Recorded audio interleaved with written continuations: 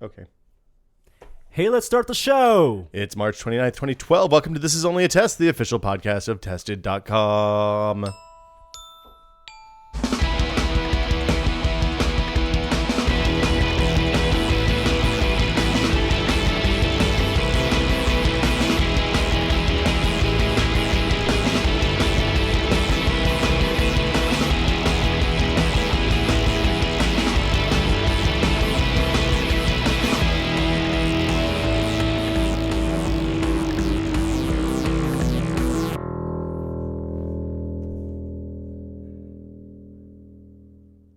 I think that was a pregnant pause. I'm Will Smith. Joining me today, Norman Chan. How are you doing over there, Norm? I'm doing fine. I'm not going to talk about what you're wearing, but you've been wearing that a lot lately. It's my comfort clothes. Oh, really?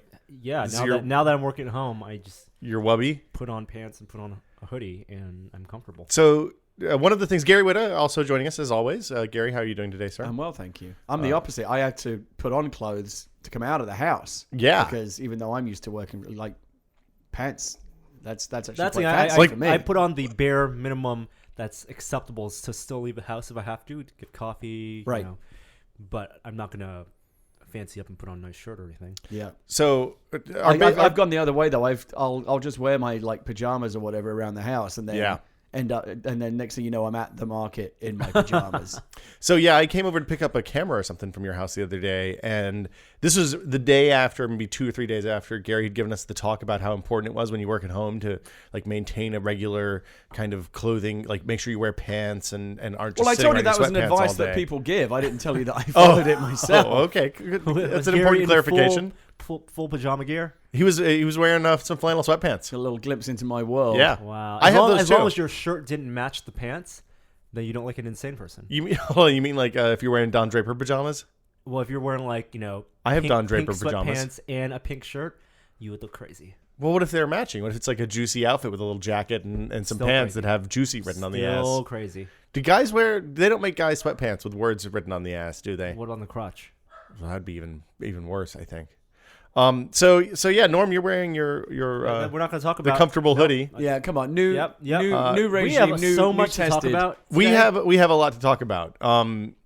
First off, I drove someplace and picked some stuff up that I can't talk about, but I do want to talk about Alan Turing because Radiolab did an Alan Turing episode that I had listened to. It's like 4 or 5 days old at this point. I think I'm behind like 2 weeks on that because with no commute, I don't have podcast time anymore. I know. Well, I got to drive back and forth to your house twice yesterday, which gave me a lot of time to catch up on podcasts.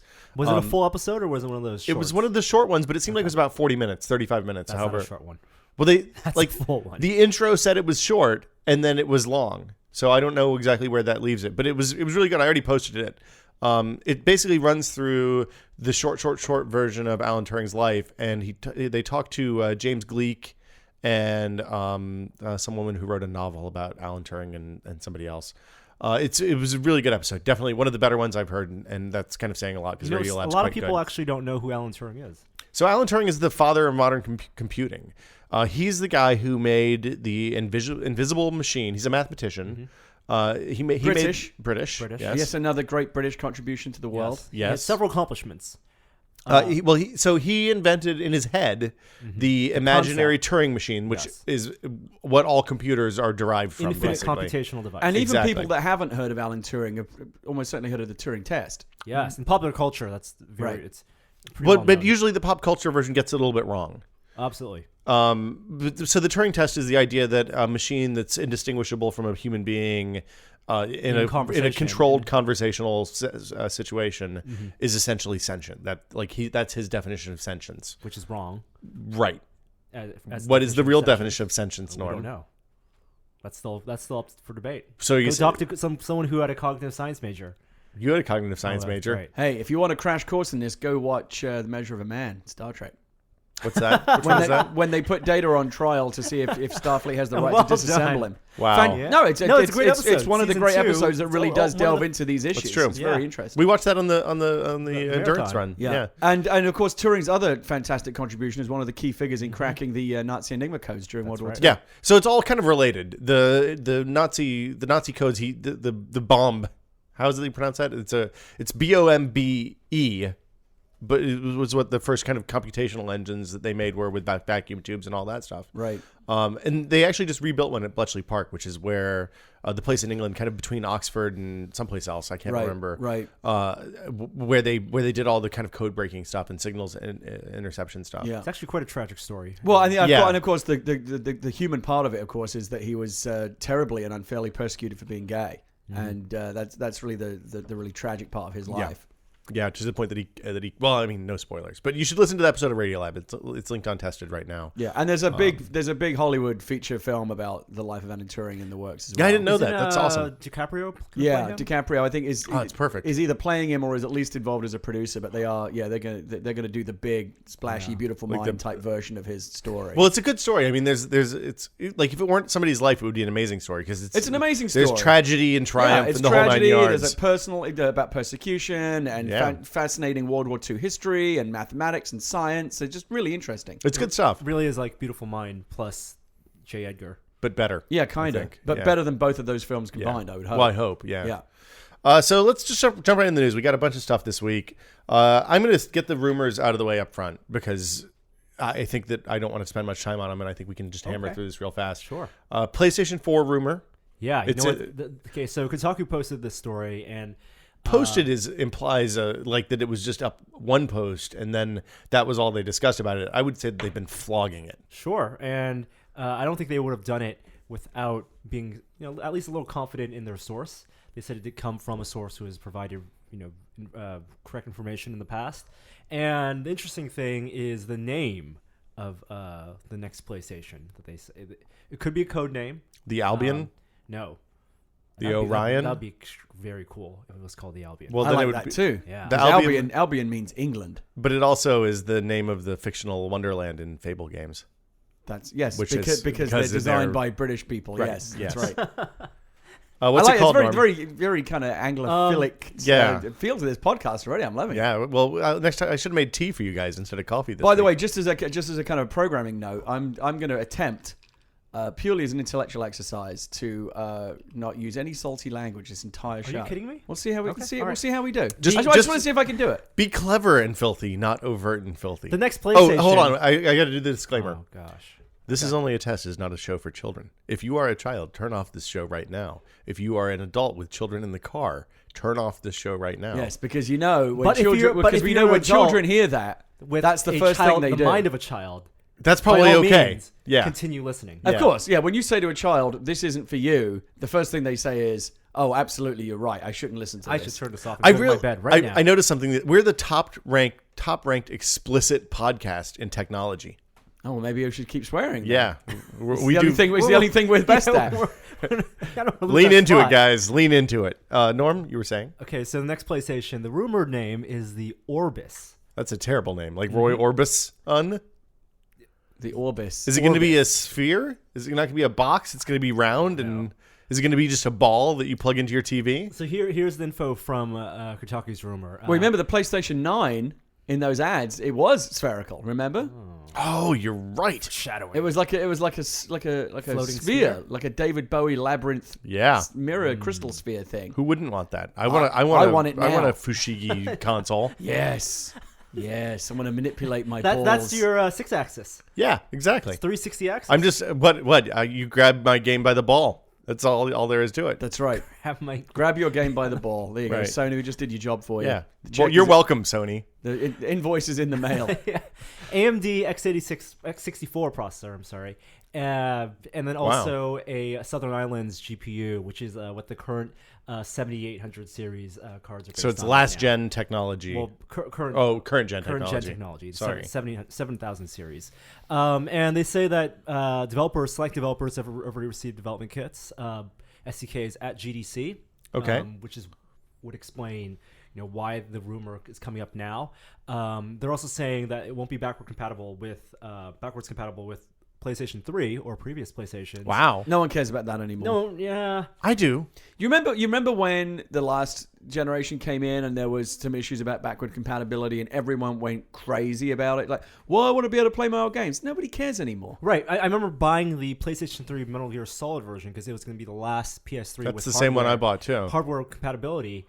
and not just emulated backwards compatibility. I played And I Katamari. have not played a single PS2 I played game on it. Yeah. Eco. I Because played they Shadows look of the terrible. Colossus. Plus, it's less of a it matters less now because it's all in your PSN account anyway. All your downloaded games, Downloaded and games. presumably you can just download the games. But if it's not backwards compatible- which leads us kind of into Yes. into what really is causing all the controversy. Yeah. So the big thing though, because hardware specs, who cares? All we care about is game performance. Oh, and also No, I care about hey, hardware specs, but The big hardware spec though is that, and this is absolutely possible with HDMI, DisplayPort, and these GPUs, is that the max output for this console, which presumably will come out holiday 2013, is going to be a 4K resolution, which means 3D. I thought HDMI didn't go over 1080. HDMI 1.4a Yes. or whatever the current Oh, version Because is. they'll do Okay. 1080. They'll do two 1080 for 3D. Oh, okay. And But is it? That's only 24 hertz, right? I'm not sure how many hertz. So of course we need 4K TVs for that. So if the console comes out 2013, end of 2013, and we're talking about 2014 CES, we already saw 4K TVs. Yeah, at this 4K. CES. We know this stuff is. You'll be able to coming. buy 4K them is next next year. Yeah. I could totally see 4K being a big push. I mean, they're not going to actually render at 4K.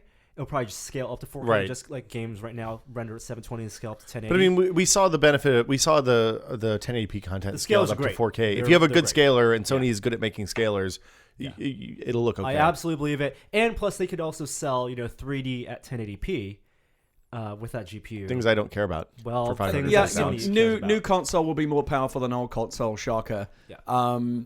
The real controversy, and I personally think it's a storm in a teacup, is, and we saw this Explain already. storm in a teacup. Storm in a please. teacup basically means you're making a big deal out of something that's ultimately mountain out of not a gonna- molehill? not- Yes.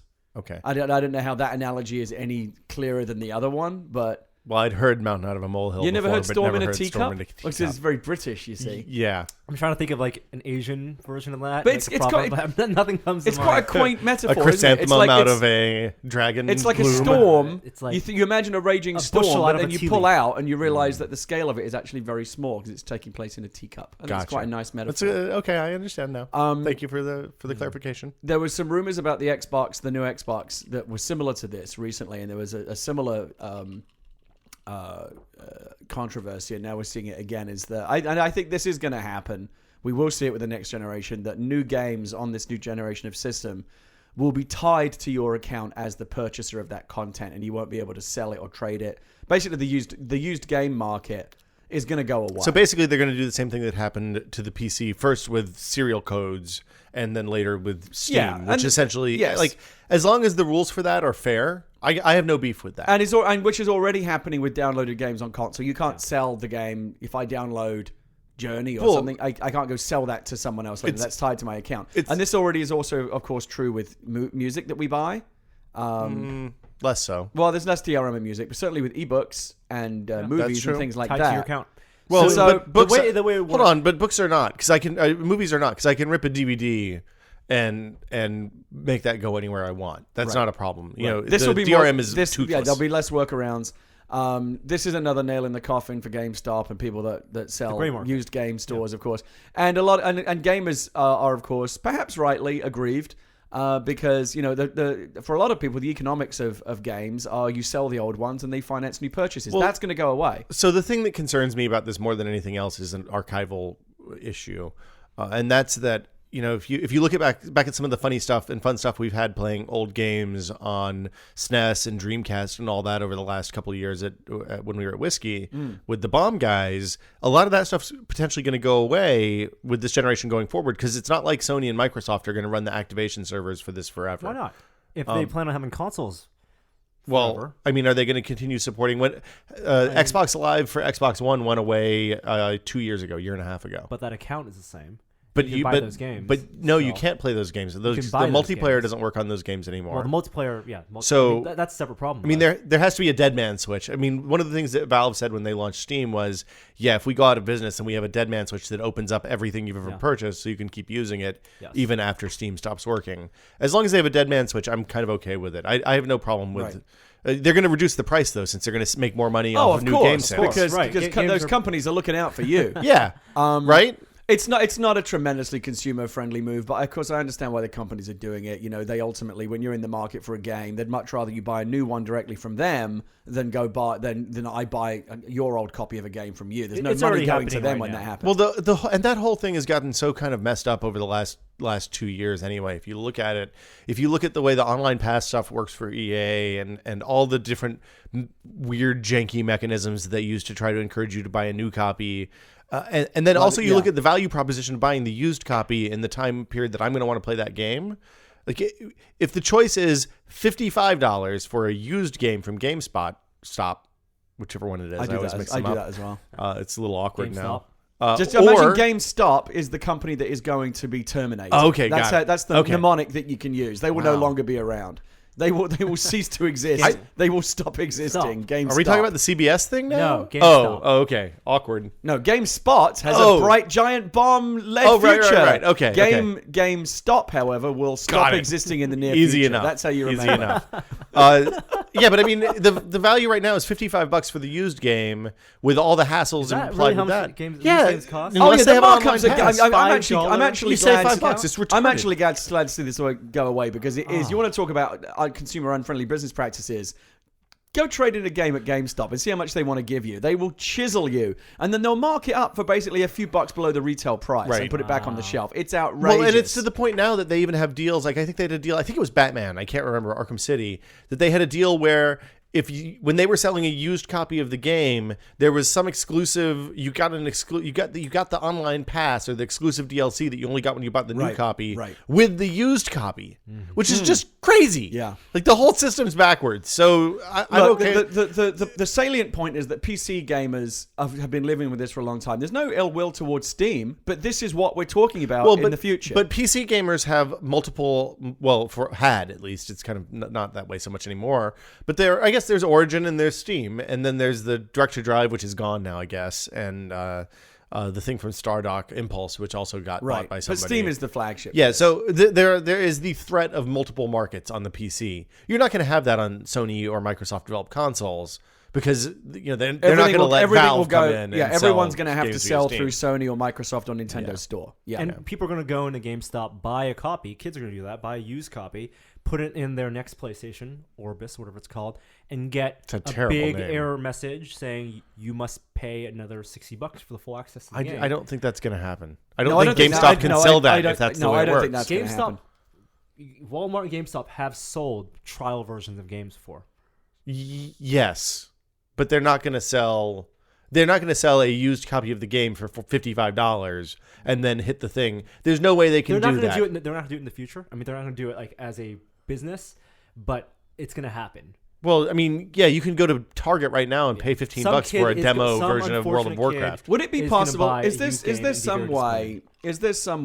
And I'm kind of thinking out loud here that there could be an aftermarket. Like obviously, the reason why the companies don't want this business model to exist is that they don't see a piece of it. But what if there were, as part of, say, the big Microsoft game store, and go and buy the latest releases, it gets tied to my account. But after a certain period of time, I could actually go and sell it back. I could sell you my license for, the aftermarket, for the used game fee. And much like eBay or whatever, Microsoft, as facilitating that transaction, would see a small piece of it. Maybe. I can't imagine maybe that. they wouldn't give you a credit for it. They would give you... They would give you like Xbox points to buy, as long as it stays in their ecosystem. Yeah. But what's the motivation? Give you money. If the choice is buy the game at $60 or $40 or whatever the natural degradation of price is over the 3 months of its launch, it's going to work itself out. The other thing that concerns me is that the used game market supports games for a much longer period of time than the new game market does. You can go into Best Buy and 3 months down the line, I went to Target the other day and couldn't find a copy of Rhythm Heaven. Right? I wanted to buy a $25 copy of Rhythm Heaven. It came out maybe 3 or 4 months ago.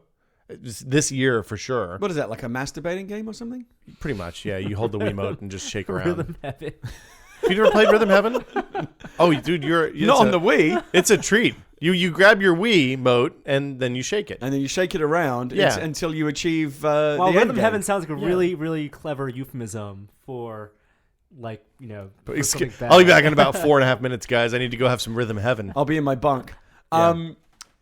But I mean, that's a relatively new title. They didn't have Skyward Sword either. So the other thing you got to remember is as games live more online and games become more about the multiplayer component, they do kind of go past their sell by date anyway. If you pick up a game that's a year old, there's not going to be anyone to play with. They've all moved on to the latest thing. Yeah, but I mean, it's not like multiplayer is the only future of games at this point. It's not. But I'm saying it's another factor that kind of inherently dates these games. Well, I mean that has affected my holiday game playing strategy greatly. Like, if you look at what I bought last holiday and what I played during the holiday window, it was only the stuff that there was going to be multiplayer. You prioritize the Gears ones that of you want to be War, playing with the cool kids. Yeah. Like, now is the time to be playing Mass Effect 3 multiplayer. Yeah. 6 months from now, I think it's because things like Halo and Modern Warfare tend to live on and on and on because there's always new content coming that keeps them fresh. Well, but even with those, if you're not on the opening wave, you're going to fall behind. We were talking about this way more than I intended to. Let's move on. This is not the bombcast. Next PS rumor. What else? Get that out of the way. What's other rumor? What else you got? I think that's the only rumor we have. Okay, good. Move on. Whew. That was rumor mill. Wow. Over and done with. Did the onanism joke count as clever and filthy? I thought so. Yeah. Okay, good. I don't know. We're what on the right side of the is, line. You don't know what onanism is? No. What's an masturbation? onanism? Oh, really? Yeah. I thought it was some sort of word construct that means something else. No. Huh. Okay. Well, you see, Wow. You learned something new today. The more you know. And so presumably have our listeners. Onanism. James Cameron, director of Avatar: The Abyss. I guess that's probably the one I should have mentioned first. He holds Terminator 2, Terminator, Aliens, the two Titanic. And Titanic, perhaps the most germane one to what you're about I think to The talk Abyss about. is probably more so. No, The Abyss is actually the most germane. Yeah. You're right. Yes. No. But yeah, he apparently watched The Little Mermaid at some point and decided he wanted to live under the sea. I think James Cameron's just always been fascinated by the oceans, right? He has been. I mean, The Abyss was born out of his fascination with the undersea world. Well, Ed Helms. exactly. And he's Ed Harris shut IMAX movies down in the depths. I would like to see The Abyss with Ed Helms in it, though. That would be a cool version. Playing the Ed Harris role? No, I think he could play the crazy Navy SEAL. He could play Michael Biehn. Oh, that would be fantastic. I would see that. Yeah. For a remake. And it would all be shot single camera like The Office. Yeah. Yeah. Yeah. Why not? So I would watch that. It's terrible. This is the And it would worst just idea. be The Abyss instead of The Office. And he called people tuna. Yeah, big tuna. Big tuna. It's There all would there. literally be big tunas in it. And he has a big duffel bag with I a love nuke it. in it. We're in a mentally we're just in a fantastic place right now. I love this. We're firing on all cylinders. I don't even know what's happening anymore. Norman Chan, tell us about the deep sea dive. Okay, James Cameron, who's always been fascinated with deep sea diving, over the past 8 years has commissioned a submarine to basically. It was a super secret. It was a top secret built submarine. in Australia. He contracted out the construction of a submarine, custom made, using all the latest modern technology to go down the Mariana Trench. Right. Challenger Deep, the deepest point in the world. In the Well, that we know of so far. We know of. Yeah. Correct. It is. Do you want to know the actual depth? Sure. It is 10,898 meters, or in American, that's 35,756 feet. And of course the challenge is, as anyone who's seen The Abyss or knows about this stuff knows, is the deeper you go, the pressure of the water is so great that it will crush even metal like a tin can. Oh yeah. So this is a steel submarine he built, which I think has walls that are 9 inches thick, 6 or 9 inches thick. Right. But the walls actually compress in as the submarine gets deeper. Right. Now the design of submarine. There has to be some give, presumably. Yes, absolutely. And even the capsule that he's in, because there's plexiglass and. Oh my god, it's terrifying just the thought of going down there. Definitely does compress. The last time this was done was 50 years ago. How big? Because I didn't see any pictures. How big was the space inside that? It looks 7 snug. feet tall, and basically because the point of the record that he brought, it was solo, right? He did this on his own. So yeah. So last time it was done, 2 people did it. Only one of them is still alive right now. And it was a Navy thing, right? Yeah, it was a U.S. It was a combination. There was a Frenchman and a U.S. A sailor, and James Cameron's the first person to do it solo. Mm-hmm. And the space that you asked, how big is that space, right? He basically is in a coffin. He has access to his his levers and controls, but for about 3 hours, he can't move. And all he can do something for the claustrophobic. No, definitely not. What he can do, though, is he has a handlebar above him that he can pull up, kind of do like a little pull-up. Yeah. And that alone gives him just that little bit of movement. Just a little bit right. of, wow. Keep him sane so he won't go crazy. Now, so how long does it take to get down there? And then how long does it take to come back up?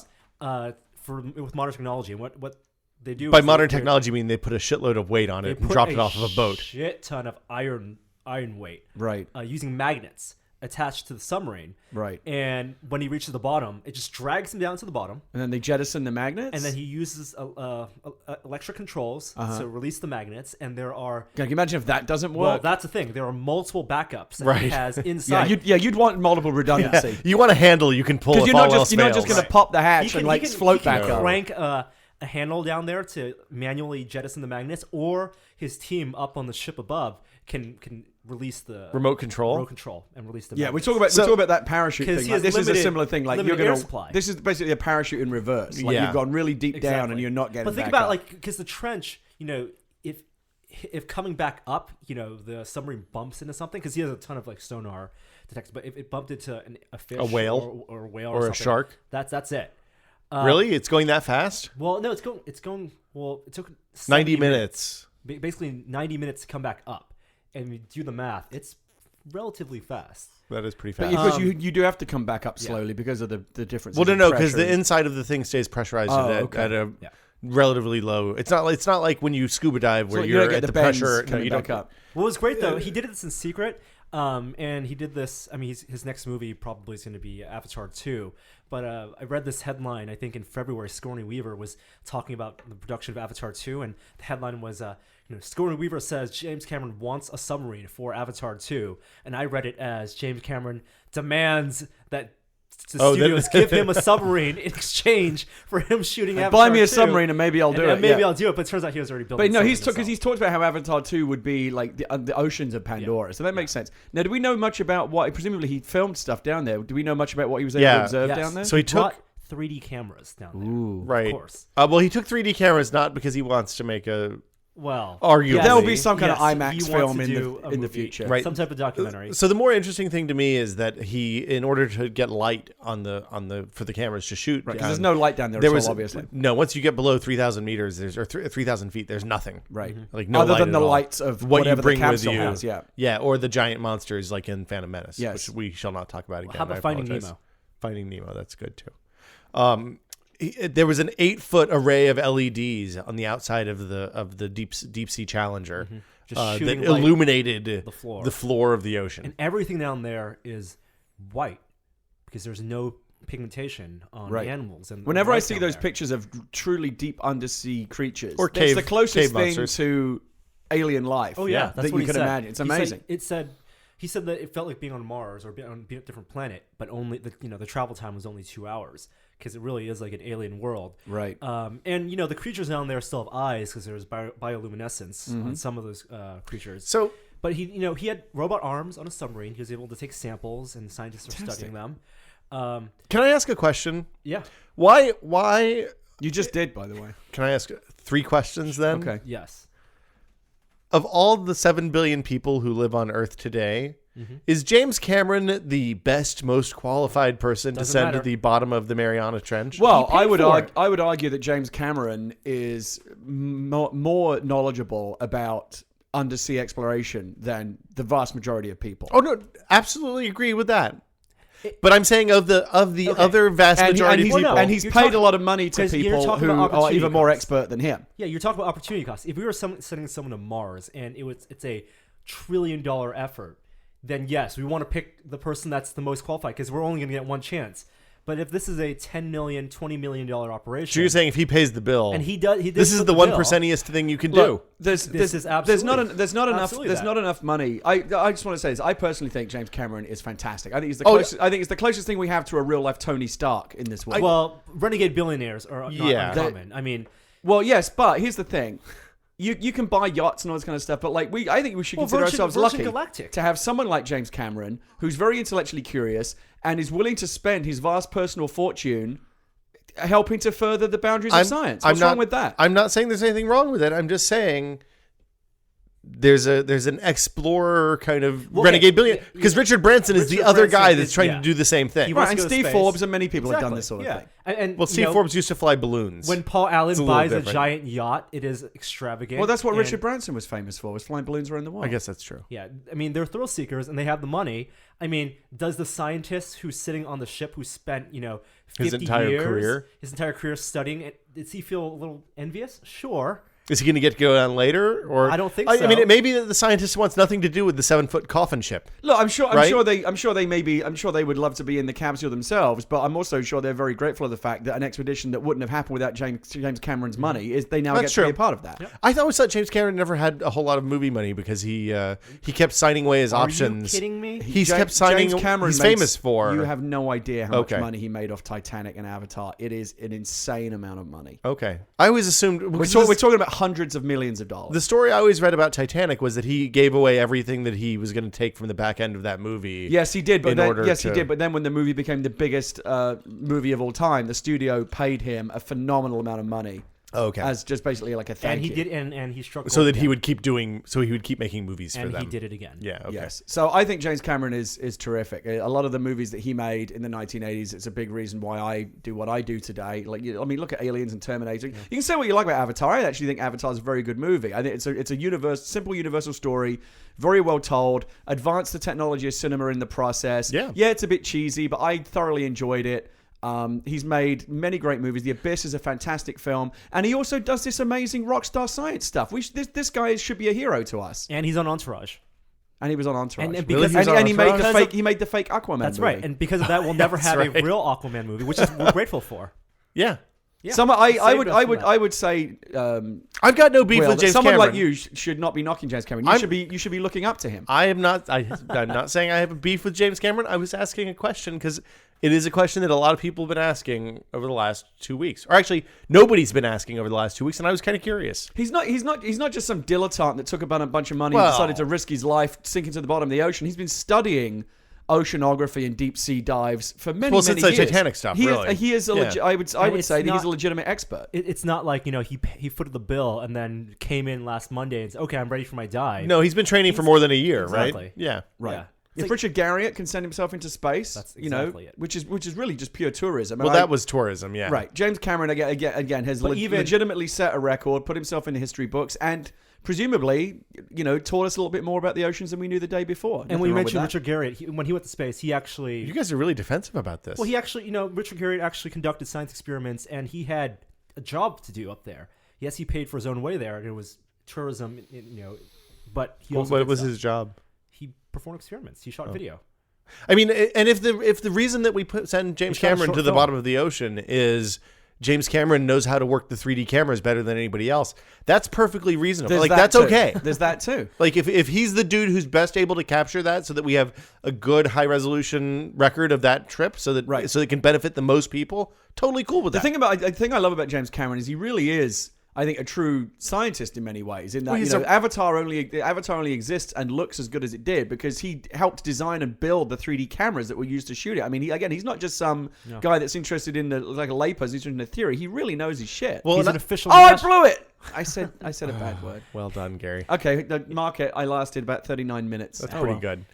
good. He's an official National Geographic explorer. Like, he's an adventurer. He Yeah, has a badge. I think he's legitimate. He's the real deal. Well, that's one of those things, and it's one of those things that, if he takes a lifelong passion for this and applies it for the betterment of all mankind, there's nothing wrong with that. Absolutely. Yeah. So speaking of renegade billionaires, the other billionaire who has something to do with the oceans, Jeff Bezos, The Amazon guy. Amazon CEO. What is he doing with the announced oceans? Yesterday, that for the past year he's been hunting for the Apollo 11 rocket engines. Oh, I saw this. Oh, on you mean when it I came saw, back I down? saw it on Tesla.com. Yeah.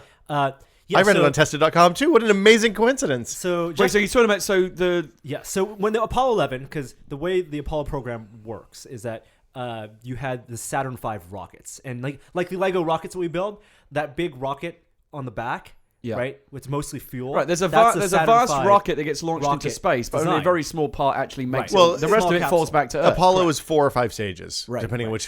Kind We've of all Saturn seen the you use. famous footage of the rocket separating and the burning Yes. rocket So- capsules falling back down. On the Saturn V rocket, Not the capsule. Not the capsules, but the big lower cylinders. Yeah, stages. Yeah. on the Saturn V rocket, on the bottom, there are 5 of these F1 engines that were used for basically the entire Apollo program and improved to various degrees. But the ones that were sent up with Apollo 11, which is the one that Neil Armstrong was Right.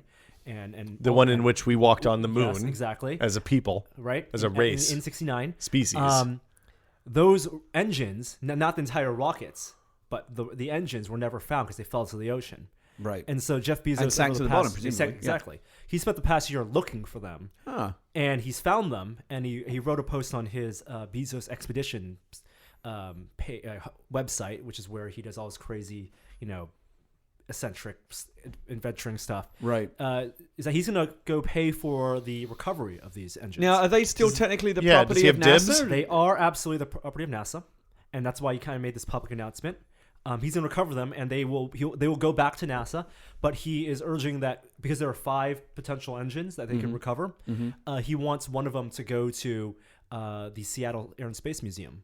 Right. Which where sounds fair enough. I mean, the first one will probably go to the Smithsonian because that's where. Well, they're all. I wish there were more equal. people like this, like Bezos and Cameron, who took their vast wealth and vast wealth and intellectual curiosity is a very powerful combination. Well, this is a phenomenon. It's not a new phenomenon. It's being applied a little bit more valuably these days. But I mean, turn of the century tycoons, the Rockefellers and all those guys, they were massive. Like a lot of the people that were racing for the North Pole and the South Pole and the different places were incredibly wealthy people at the time. Well, but people like Rockefeller, I mean, they were more patrons of the arts, I think. Well, right? So there were 2 ways that you could go. You could be a patron of the arts. You could be a patron of science. You could, try to be a crazy explorer.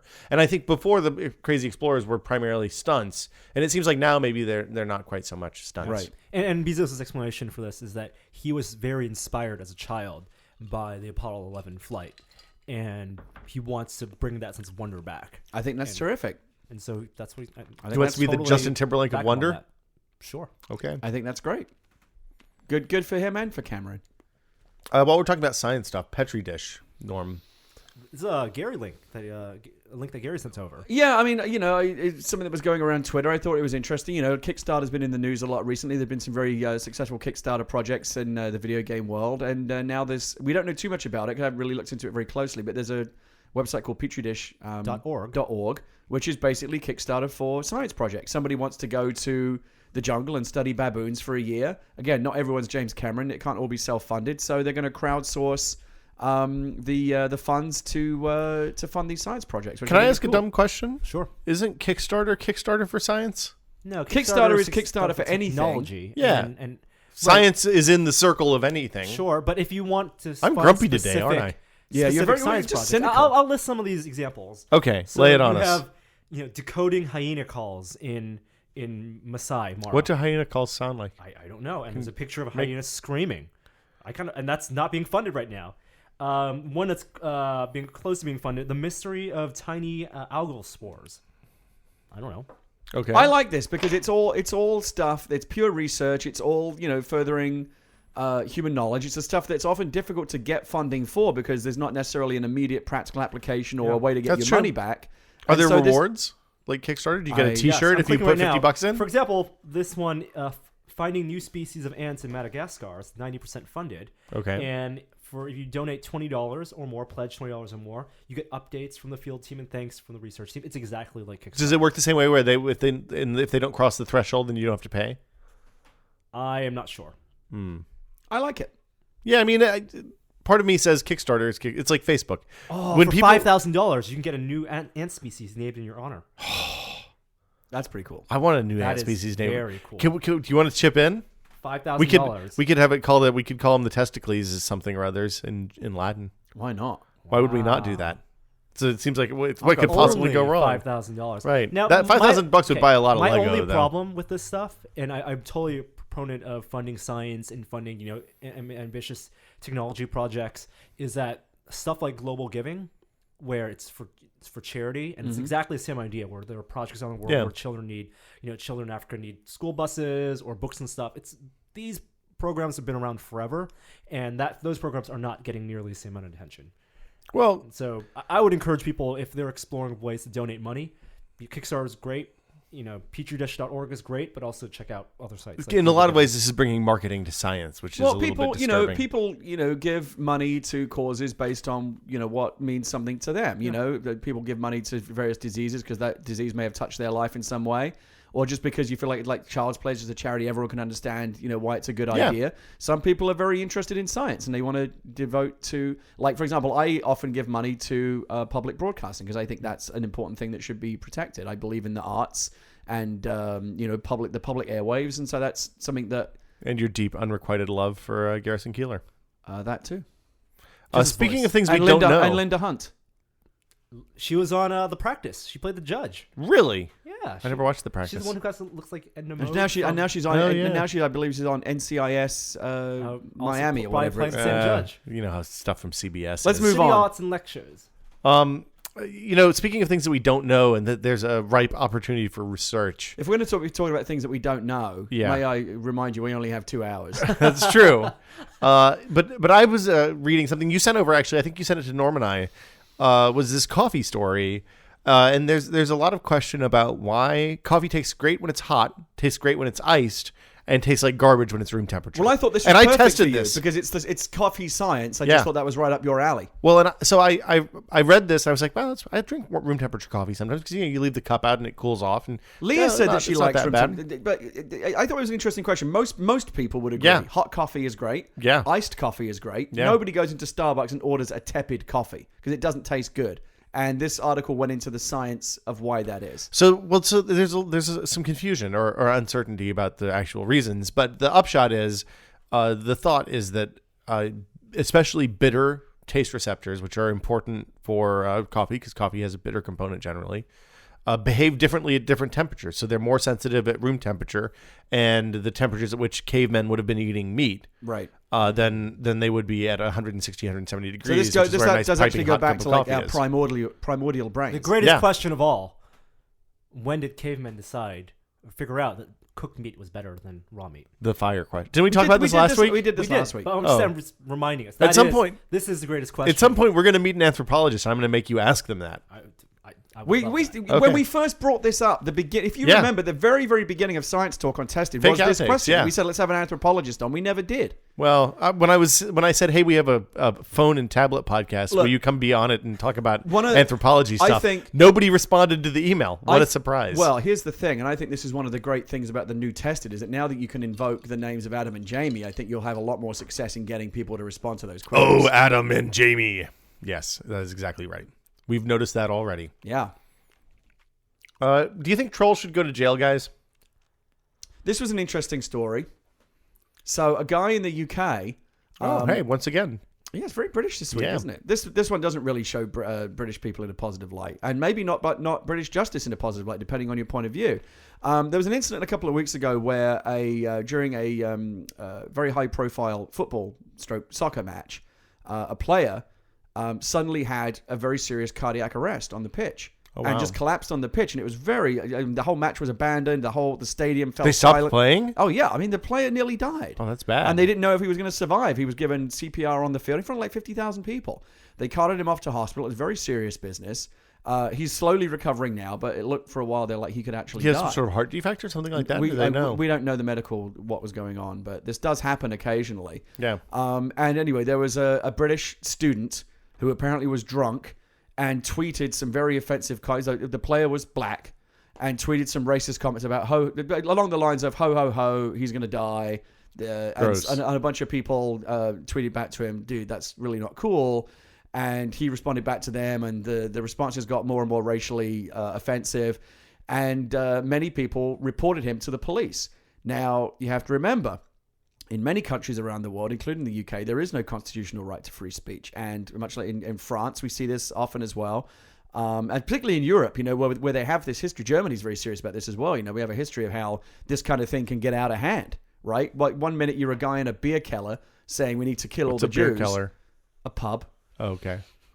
One minute, a young man called Adolf is standing in a beer keller saying, "Well, the Jews are the reasons for all our problems." Next thing you know, we're in a global war. So you just gave a slippery slope argument. Yeah, it's a very slippery slope argument, and so America was founded in a different way, and we take freedom of speech very seriously here. Right. And a lot of people find this story hard to swallow because we're used to even very unpleasant speech. I personally do believe in the idea of I find what you say abhorrent, but I have to respect your right to say it because where does it end? That's the deal. That's the deal we have. Right, and that's the way it works. However, hate speech is not always protected in that fashion because incitement to racial hatred is a separate issue, and again, it can be very dangerous. Again, in Europe, we take this much more seriously because of the history with what happened with Hitler and so on and so forth. Right. This guy was reported to the police, and has just been sentenced to basically 2 months in prison for racially offensive tweets.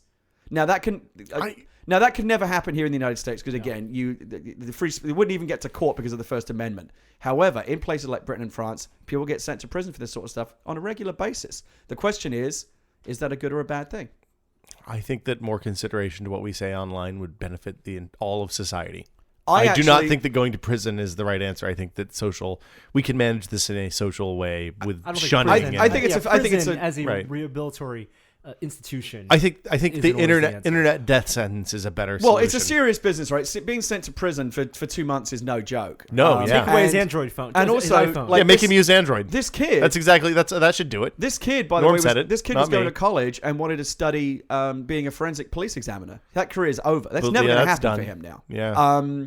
So he paid a very, very, very heavy price. When I first read the story, my initial knee-jerk reaction was, yes, good. What's going on the internet with the anonymity of trolls and racism and hate speech and all that kind of stuff, something has to be done. This is getting out of hand. It's destroying the civility of our society.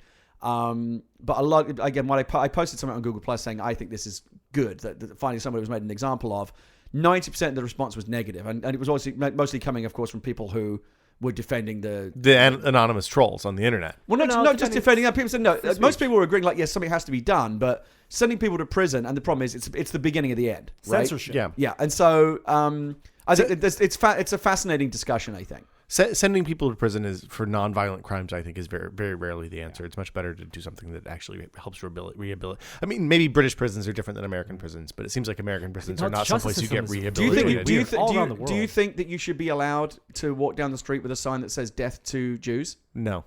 But aren't you exercising your right? It'll to free work speech? itself out, in my experience. If it's like the beginning of Die Hard 3. I was just going to say that will kind of police itself. Right. The problem solves itself pretty quickly. But not in a civilized way. I hate everybody. Was the Fox censored version? Yeah, is that what it said? Really? I think there's a terrible problem on the internet with these kind of people. Like we see people killing themselves because of the kind of internet troll things that happen in the world. Bullying. I mean, there was that case of cyberbullying is out of hand. Oh my goodness. Just the things. I mean, the things that normal, well-intentioned. Like if you look at the thing that happened when they flipped the switch on the new design on the site, and people who I've known for 2 years and are relatively reasonable, normal human beings completely lost their shit and went off, in a way that made me embarrassed. Right? I mean, people who post on our site every day, and I appreciate that was in defense of us. If I'm an overweight 15-year-old girl and I post a picture on my Facebook of me, and 50 people respond, "Ho, ho, ho, you fat pig, get off the internet," and I kill myself because of that, who's responsible? And who should be held accountable and why? It's a very complex question. Exactly. Yeah, I mean, I think partly that, honestly, I don't know. I mean, I have no idea. It's one of the reasons I'm glad I don't have kids. I mean, I don't think sending people to prison is the answer, but I think there needs to be a better solution than what we have right now, because I do think it's getting out of control what's happening on the internet. Well, I mean, the thing is, kids have always been brutal to each other. Like but the internet has amplified it to a whole new level of problem. Yeah, and I don't know what I frequently I pretend that I know the solution to things, but in this instance, I haven't the foggiest. And I don't think that ruining one kid's life because they made a bad decision and behaved inappropriately is right. Norm, what do you think? But on the other side, sorry, well, you were saying ruining an innocent kid's life in another way is worse. So, it's a kind of two wrongs don't make a right situation. It's a very tricky question. People should learn. I mean, it should have been taken care of before he even had the opportunity to tweet that. I mean, it's a problem of teaching people that they should be accountable for their actions, and that's true. I think this is one of those things that free speech is great, but anonymous free speech, I mean, there's a lot of problems. Well, and we're still the problem is when you give people freedoms and when you legislate freedoms into our society, as we have done with the Constitution and the Bill of Rights, with great freedom comes great responsibility, and we expect people to take those fantastic privileges that we enjoy. Again, you do not enjoy in the UK. You do not enjoy this privilege. In France, you do not enjoy this privilege. You have a constitutional right in this country, in the United States, to say whatever you wish, and that's a fantastically. It's a unique privilege in the world. Very very few other countries have that level of protection. Nobody, though, respects it. Nobody appreciates what an amazing thing because they don't treat it responsibly. They disrespect it with the way they take that right and abuse it. So part of what's happening is that we've moved from a position where you make an offhand comment in a bar or something like that, and 5 people hear it, and they may be temporarily offended, and then you move on to a situation where there's a permanent record of a lot of your activity. So if you make an offhand comment when you're 13 years old on Twitter or 14 years old on Twitter or Facebook, that can stick with you for a very long time, even if you go back and delete it immediately. Because the internet is such a relatively new phenomenon. I mean, most people didn't have internet access until 10 or 12 years ago at this point. We have a lot of kids that are growing up. I mean, Norm definitely had this. I had it to a lesser extent. I mean, I was in college when we first started getting internet. Everyone has it to some degree. Well, no. But what's happened is there's a gap between parents who don't understand what this means and kids who don't understand what this means, but also have no good role models and no one to tell them. When your kid is 14 years old, I think that the situation might have fixed itself to a large extent because as the kids have parents who are educated and can provide role models and direction and things like that, that stuff will work itself out, I think.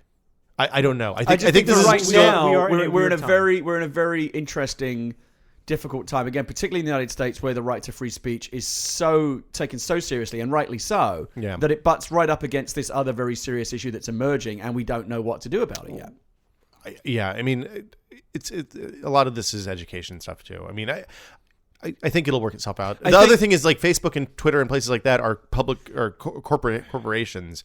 And of course, you don't have the right to free speech on Facebook. Well, and that's the thing, and this is where people often misinterpret free speech: is that Facebook may delete your post, and you go, "Oh, First Amendment." No, the First Amendment protects you from the government, not from anyone else. Right. You have a different contract with Facebook that says, "Here's what you're allowed to do, and here's what you're not allowed to do," and you can't have hate speech on Facebook, which is a good thing. So Veronica Belmont got into trouble. We got into a silly with an idiot on her Google Plus. She posted a Chrome extension for, like, we all know, for example, the hellhole that is YouTube comments, right? Nobody wants to look at YouTube comments. Because YouTube hides them by default now. You can't see them unless you click see more comments. If the asshole of the internet had an asshole, it would be the YouTube comments. No, I think that's 4chan.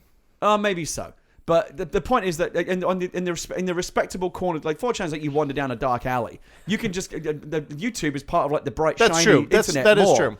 You go there and there's racist comments and just awful. It's the default. Like it's when you see a pleasant comment on YouTube, you're surprised. You're like, oh, wow, this is thoughtful and informative. So I'm working on the new Walking Dead game. Yeah. The hero of the game is black. We posted the trailer for the game. #1 comment on YouTube. The first one to come up. Why is the hero of the game N-word? Nice. Who wants to see that? There's no room for that in a civilized society. Now, YouTube or me as the curator of the thread can remove that. And Veronica went one step further and posted a link to a Chrome extension, and there's also a website called Quiet YouTube, where you can just watch the video and not see any of the furniture, the wallpaper. You just see all you see is the video. You don't see any of the comments. And Veronica posted that, and someone said, "Oh, how can you do that? Free speech, blah blah blah." Again, people get carried away. All the First Amendment protects you from is the government telling you what you can and cannot say. It doesn't tell anyone else what they can do with their private business. You know, the solution to this is really easy. It's that you're not allowed to get on the internet until you've reached a point that you can pass a test, and you're 14 years old. Oh, that's not going to happen. Maybe 15. 14 seems like a real bad time for boys. Maybe girls get on earlier because they seem to mature a little bit earlier. Right. Pinterest stuff. I delete racist, and I post a lot of stuff, for example, on my Google Plus in support of gay rights. And it brings out Insta-block. It brings out the trolls and the homophobes. Block. And I delete their comments, and sometimes they'll pop back up and say, "Why did you delete my comment?" And I say, "Because I reserve the right to curate my threads as I see fit. Yeah. And also, I am protecting you from your own embarrassment when years down the road, you're going to be proven to be on the wrong side of history, and you're going to feel like an idiot. Right. So I'm doing you a favor. If you want to post the kind of shit, appropriate in this case, that you want to post, go start your own thread. Again, you have the right to do that. Right. I also have the right to prevent you from shitting up my corner of the internet with your garbage. Yes. So are we good? All I want to say, the long and the short of it is, the government can't get involved. You can't send people to prison. But YouTube and Facebook and people on the internet need to self-police this stuff. I like the idea of an internet license. Like I'm much keener on having somebody's internet taken away for them being an asshole on the internet than copyright violation. Well, again, it's a problem because you're talking about free. Again, it's a problem because it's not. I mean, you have a government because you're talking about government regulation, and again, It doesn't have to be government regulation. Maybe the ISPs regulate. I don't know. No, Well, this is the thing. No, wait, no, that's a terrible Look, idea. Terrible idea. It's a privilege, not a right. For example, Absolutely. to drive a motor vehicle, Yeah. or to go fish in a public stream, or the many or to get married, and many of the things that you need a license to do. Maybe it's not such a bad thing that you should need. Right. I mean, we're using a public basic infrastructure. intelligence test before you can get on the goddamn internet. Yeah. You know how I know you're old, Or Gary? at least provide me an alternate internet. Have the main one that anyone can get on, but let's have another internet where you have to pass a test to get on it, and we can all live in create that wonderful internet. Starts right now. Let's do that. A network Let's of start 3. And our listeners. Yes, the tested net. Call it the smart net. The Intor net. Nope. Did you know that Batman's real and he drives a Lamborghini? Yes, I love this story. This is an old story now. We missed it 2 weeks ago, but No, it's relevant because his identity. He had a live chat on the internet today. With Really? Fans at 12 p.m. Eastern. so the story is really it's a heartwarming. It's a lovely heartwarming story. It first came to the attention of the internet because police pulled over a man in a black Lamborghini. Yep. He wasn't speeding, but he didn't. His license plate was the Batman symbol, and and it was pulled over on Route 29 in Washington. Well, when you say his license plate was the Batman symbol, what you mean is he did not have a legal license plate on his car. Well, he had the correct. He did not have the legal license plate showing, but he had the documentation in his car, and I think that's okay technically. I don't think so, but I'm not sure in Washington State how. okay, that works. that's true. He was pulled over and wasn't given a ticket, but people driving by saw a man dressed in full Batman uniform. And it was like the Tim Burton Batman costume. A Tim basically. Burton full Batman costume, driving a black Lamborghini with the Batman symbol on his license plate. That looks a little weird. It's the kind of thing that you take your phone camera out and take a picture of if you see it. So obviously the internet jumped all over it, thought it was hilarious. You know, the commenters came out. You know, Batman has good taste in cars and stuff. It turns out this dude is I think he's 49-year-old businessman, retired businessman, independently wealthy, who loves Batman. But Who doesn't? Well, who doesn't? But goes the extra step of he bought custom cosplay armor. Okay. So I looked at that once. Paid $5,000 to get a custom fitted Batman suit. Okay. Molded rubber. Has a Lamborghini, and inside, plenty of Batman logos and symbols. It seems like in that armor, it'd be quite difficult to fit inside a Lamborghini. Sports cars aren't exactly roomy on the inside. Well, it was the barely- open. Okay. It's convertible. So his points. So but his very antlers. uncomfortable either way. But he drives to hospitals a couple times a month. Kids hospitals. He does it. He said he does it for the kids. Oh, so he's not just a Looney Tune. No. like, okay. Well, maybe. I mean, he's driving around because in a Batman he's retired. He's costume. independently wealthy, retired. He goes to hospitals and visits sick children, as Batman, giving away Batman memorabilia and signing all of them. As I Batman. heartily endorse this. Yeah. It's There's no amazing. downside It's a to this great story. Okay. And so there's this. It's not like he works for Penn State or something. Internet had a good laugh about it. One of his friends, who's a newspaper reporter, wrote a story about who he is. He's been doing this for years, apparently. He started when his son was fascinated with Batman. His son actually accompanies him sometimes as Robin. So he goes to hospitals, and the whole trip takes several hours, and he loses like 5 pounds of water weight just sweating in the horrible. suit. But he can't put the costume on when he gets to the hospital because it's too hard to get in exactly. and out of. And Right. And the last thing you want a sick kid to see is Batman half naked falling out of a closet as he's trying to put on the rubber bat suit. Right. But it's a great story, and he just does it he pays for it all himself. He spent thousands of dollars annually. But he was pulled over because his license plate was no good? Because it was a Batman logo. And he actually he has been pulled over for speeding before. And police. And also because let's be honest, if you're a cop, you're looking for the Lamborghinis. You enjoy pulling those guys over. Yeah, I mean, the black Lambo with Batman driving is a 1 in a million speeding ticket. Like that's the white whale for a highway patrol guy. He probably didn't know that he'd pulled Batman over until the guy got out of the I car. bet you see the points. Well, the it silhouette. depends how fast the car's going. Also, do you think he looks over like But he looks over at Vicky Vale in the first movie and says, I can't remember what he says. No, he just get in the car. Which one? And he presses the button. And Yeah, that's it. But he is actually commissioning a replica Batmobile to drive instead of the Lamborghini. This is the greatest story I've ever heard. That's right. $50,000. If you're a sick kid in hospital, I can't imagine anything more salubrious than Batman coming through the door and giving you a bunch of free Get stuff. better. Yeah. Good stuff. Hope you feel better. I saw a guy talking about That's license a really nasty rash. I saw a guy the other day that was on the street who was driving one of these kind of Fast and Furious, like heavily, tricked out, rice racer type cars. I don't think you can say rice racer. Rice rocket, sorry. I think that's no, inappropriate that's too. That's not the right. Both of these are inappropriate. And his license plate, I think he imagined he was being quite clever, and maybe he was, I don't know, but his license plate was basically a combination, a very random combination, because he had customized it himself. He had requested what he wanted. Yeah. Of S's and 5s. And because in a license plate typography, an S looks a lot like a 5, just in the few seconds that you might need to look at a license plate, fleeing the scene of an accident or whatever, very difficult to figure out what the license plate actually said. Yeah. So I think he was trying to be a little bit kind of outlaw with the way that he had designed his license plate. That's why they use ones and serifs for ones on license plates. Yeah. Right. No, but the cameras spot everything. Yeah. The cameras are... Yeah, cameras are everywhere. Yeah. So the Batman story is a great story. The end of the Washington Post article on him is really heartwarming because. So did the police let him off? They let him off. Yeah, and every time he goes to the Batman hospital, people walks stop free and takes photos of him with him. Good for him. And yeah, of course, it's a great story. I like it. Yeah, it's a great story. You should look it up and read it. What else we got? iPad smuggling. Really, I haven't heard about this. Why is this on the link? Who put this on the list? I did. I thought Gary? I thought it was an interesting story. You used last week's document. I updated it. It's a new document for every week. If you're not going to put a new one up, well, I was busy. If you're not going to do your job, I'll do it. I was listening to Radio Lab about Alan Turing. Anyway, very very briefly, where do they smuggle these? I'm getting there. So for the last few generations, since the iPad came out, there's been a very lucrative market. Basically of going to the Apple store, paying 2 per customer, but you pay a bunch of people to buy you, so you end up with iPads. They stand in line, buy you the iPads. You end up with 50. They go in the trunk of a car. You ship them all the way back. You basically ship them to China, ironically, which is where they just came in. Wow, that's from. kind of a long way around. And because supply has often been so constrained, and those markets often don't get as much as the US and other markets do. For example, in the last generation of iPad, you could buy an iPad retail for about $500 and sell it for double that in the aftermarket in, say, Hong Kong. Yeah, and sometimes they import people over these gray market retailers. They hire they bring over like iPad mules, wait in line on launch day. Like black tar heroin one way, iPads the other. They buy 2 iPads. They know they have cash in hand. Yeah.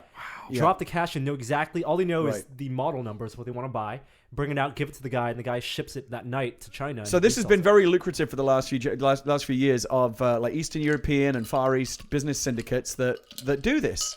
However, because as we've said before, the supply chain was so flooded this time with iPads, even though they sold so many of them, that there was no difficulty walking into a store and buying an iPad. That the legitimate market is now so well supplied that these guys are now basically going at it. This business is finished. Yeah, it's actually the Wi-Fi version just got approved in China this week because their version of the FCC took a little longer to approve the radios. Chinese bureaucracy taking its time. Hard to imagine. But Apple sees the Asian market as the next big growth area. Right. And they will get the supply out there. We talked about how Tim Cook is the supply chain guru at Apple. Now he's the CEO. Yeah. This is the first Apple product in a while where even though they sold megabucks, 3 million in 3 days, there was actually for the first time there was no real difficulty getting hold of an iPad. And one of the happy byproducts of that is that these smugglers are basically being put out of business. So let's talk about we didn't really talk about the 3 million or the lack of problem getting these yet, but I mean. This is the first real launch since Steve Jobs died that Tim Cook has been 100% involved in. Correct. And, obviously Jobs died right before the iPhone 4 launch. 4S, sorry. But I mean, I got to think as the guy who is the supply chain guru for Apple, the fact that there have always been shortages of every product they've made that's an iPhone or iPad had to rankle him. And I wonder, my feeling was always because those shortages were always. I don't want to say they were choreographed because that's a little cynical, but I mean, there was always a very specific pattern about them. The first day you waited in line and they ran out real early, but usually everybody who was in line got one. Yeah. And then the first weekend, it was the first weekend there wouldn't be a whole if you were there first thing in the morning, you'd probably get one, but then there'd be a shortage Monday, Tuesday, Wednesday, Thursday of the next week, and then by the next weekend there'd be more again. Right. Well, no, I think that's a lot of it's because. And it happened with both the first iPad and the second iPad. And I think it will happen with this iPad. a lot of people, the general public, is very skeptical, and they do wait for the reviews. They wait for the friends. The early Well, that's adopters are possible. going to come out in force, and also they've been producing the backlog of first week, supply for a couple 3 months. months, yeah, 2-3 And months. so it makes sense that just the shortage bump hits, a week after the launch, as they're catching up. This happens with this happens with a lot of product launches. It's been leveled. This accusation has been leveled at Apple before. We saw it with Nintendo during the Wii. That this conspiracy theory that the company deliberately constrains supply to create this sense of it being sold out everywhere and being the hot product. But there's as a we've difference. as we've seen with Apple here, even though supply was saturated and everybody could get one, they still got the lines. They still got the headlines that they wanted. They didn't really get the lines for the iPad launch. I walked into an Apple store at 9:30 on launch Friday. day, and I walked straight in. And there was no I saw plenty line. of pictures of lines, and they still got the big headline they wanted: 3 million in 3 days, No, biggest no, selling iPad ever. I'm just saying there was a line for all the people that wanted to get up at 4 o'clock in the morning and wait. Right. If you walked in at 30 minutes after Right. they opened Exactly. on Friday morning, Plus, you could just walk right in and the buy whole an iPad. FedEx, the pre-order system is improved. Yeah. I don't think there's any conspiracy here. I think simply that Apple has just each generation they get better at managing the supply chain to the point where now they've pretty much got it down. Don't you think? I don't know. I think that once they started adding the FedEx pre-order option, they knew they'd be able to make as many of them as they needed. And I kind of feel like at that point, any kind of shortages in retail were probably fake. I think prior to the pre-orders for these devices, I think they probably were selling them as fast as they could make them. I swapped out 2 iPads this past Yeah, weekend. so did we. Gene and I both swapped our 32 gig Wi-Fi's for 32 gig Verizons. No problemo. Well, and also you can imagine, at least with the first generation one, that they might well have said, Yeah, 'cause who remember, knows? nobody knows. We don't Yeah. want to end up with 10 million that we manufactured and can't Absolutely. sell. I have to sell at a loss. Let's make a few and see what happens. By the third generation, where the iPad is clearly a global hit and people are going to be hungry for the next one, they know that they're going to sell every single one they manufacture. Norman Chan, do you like Star Trek?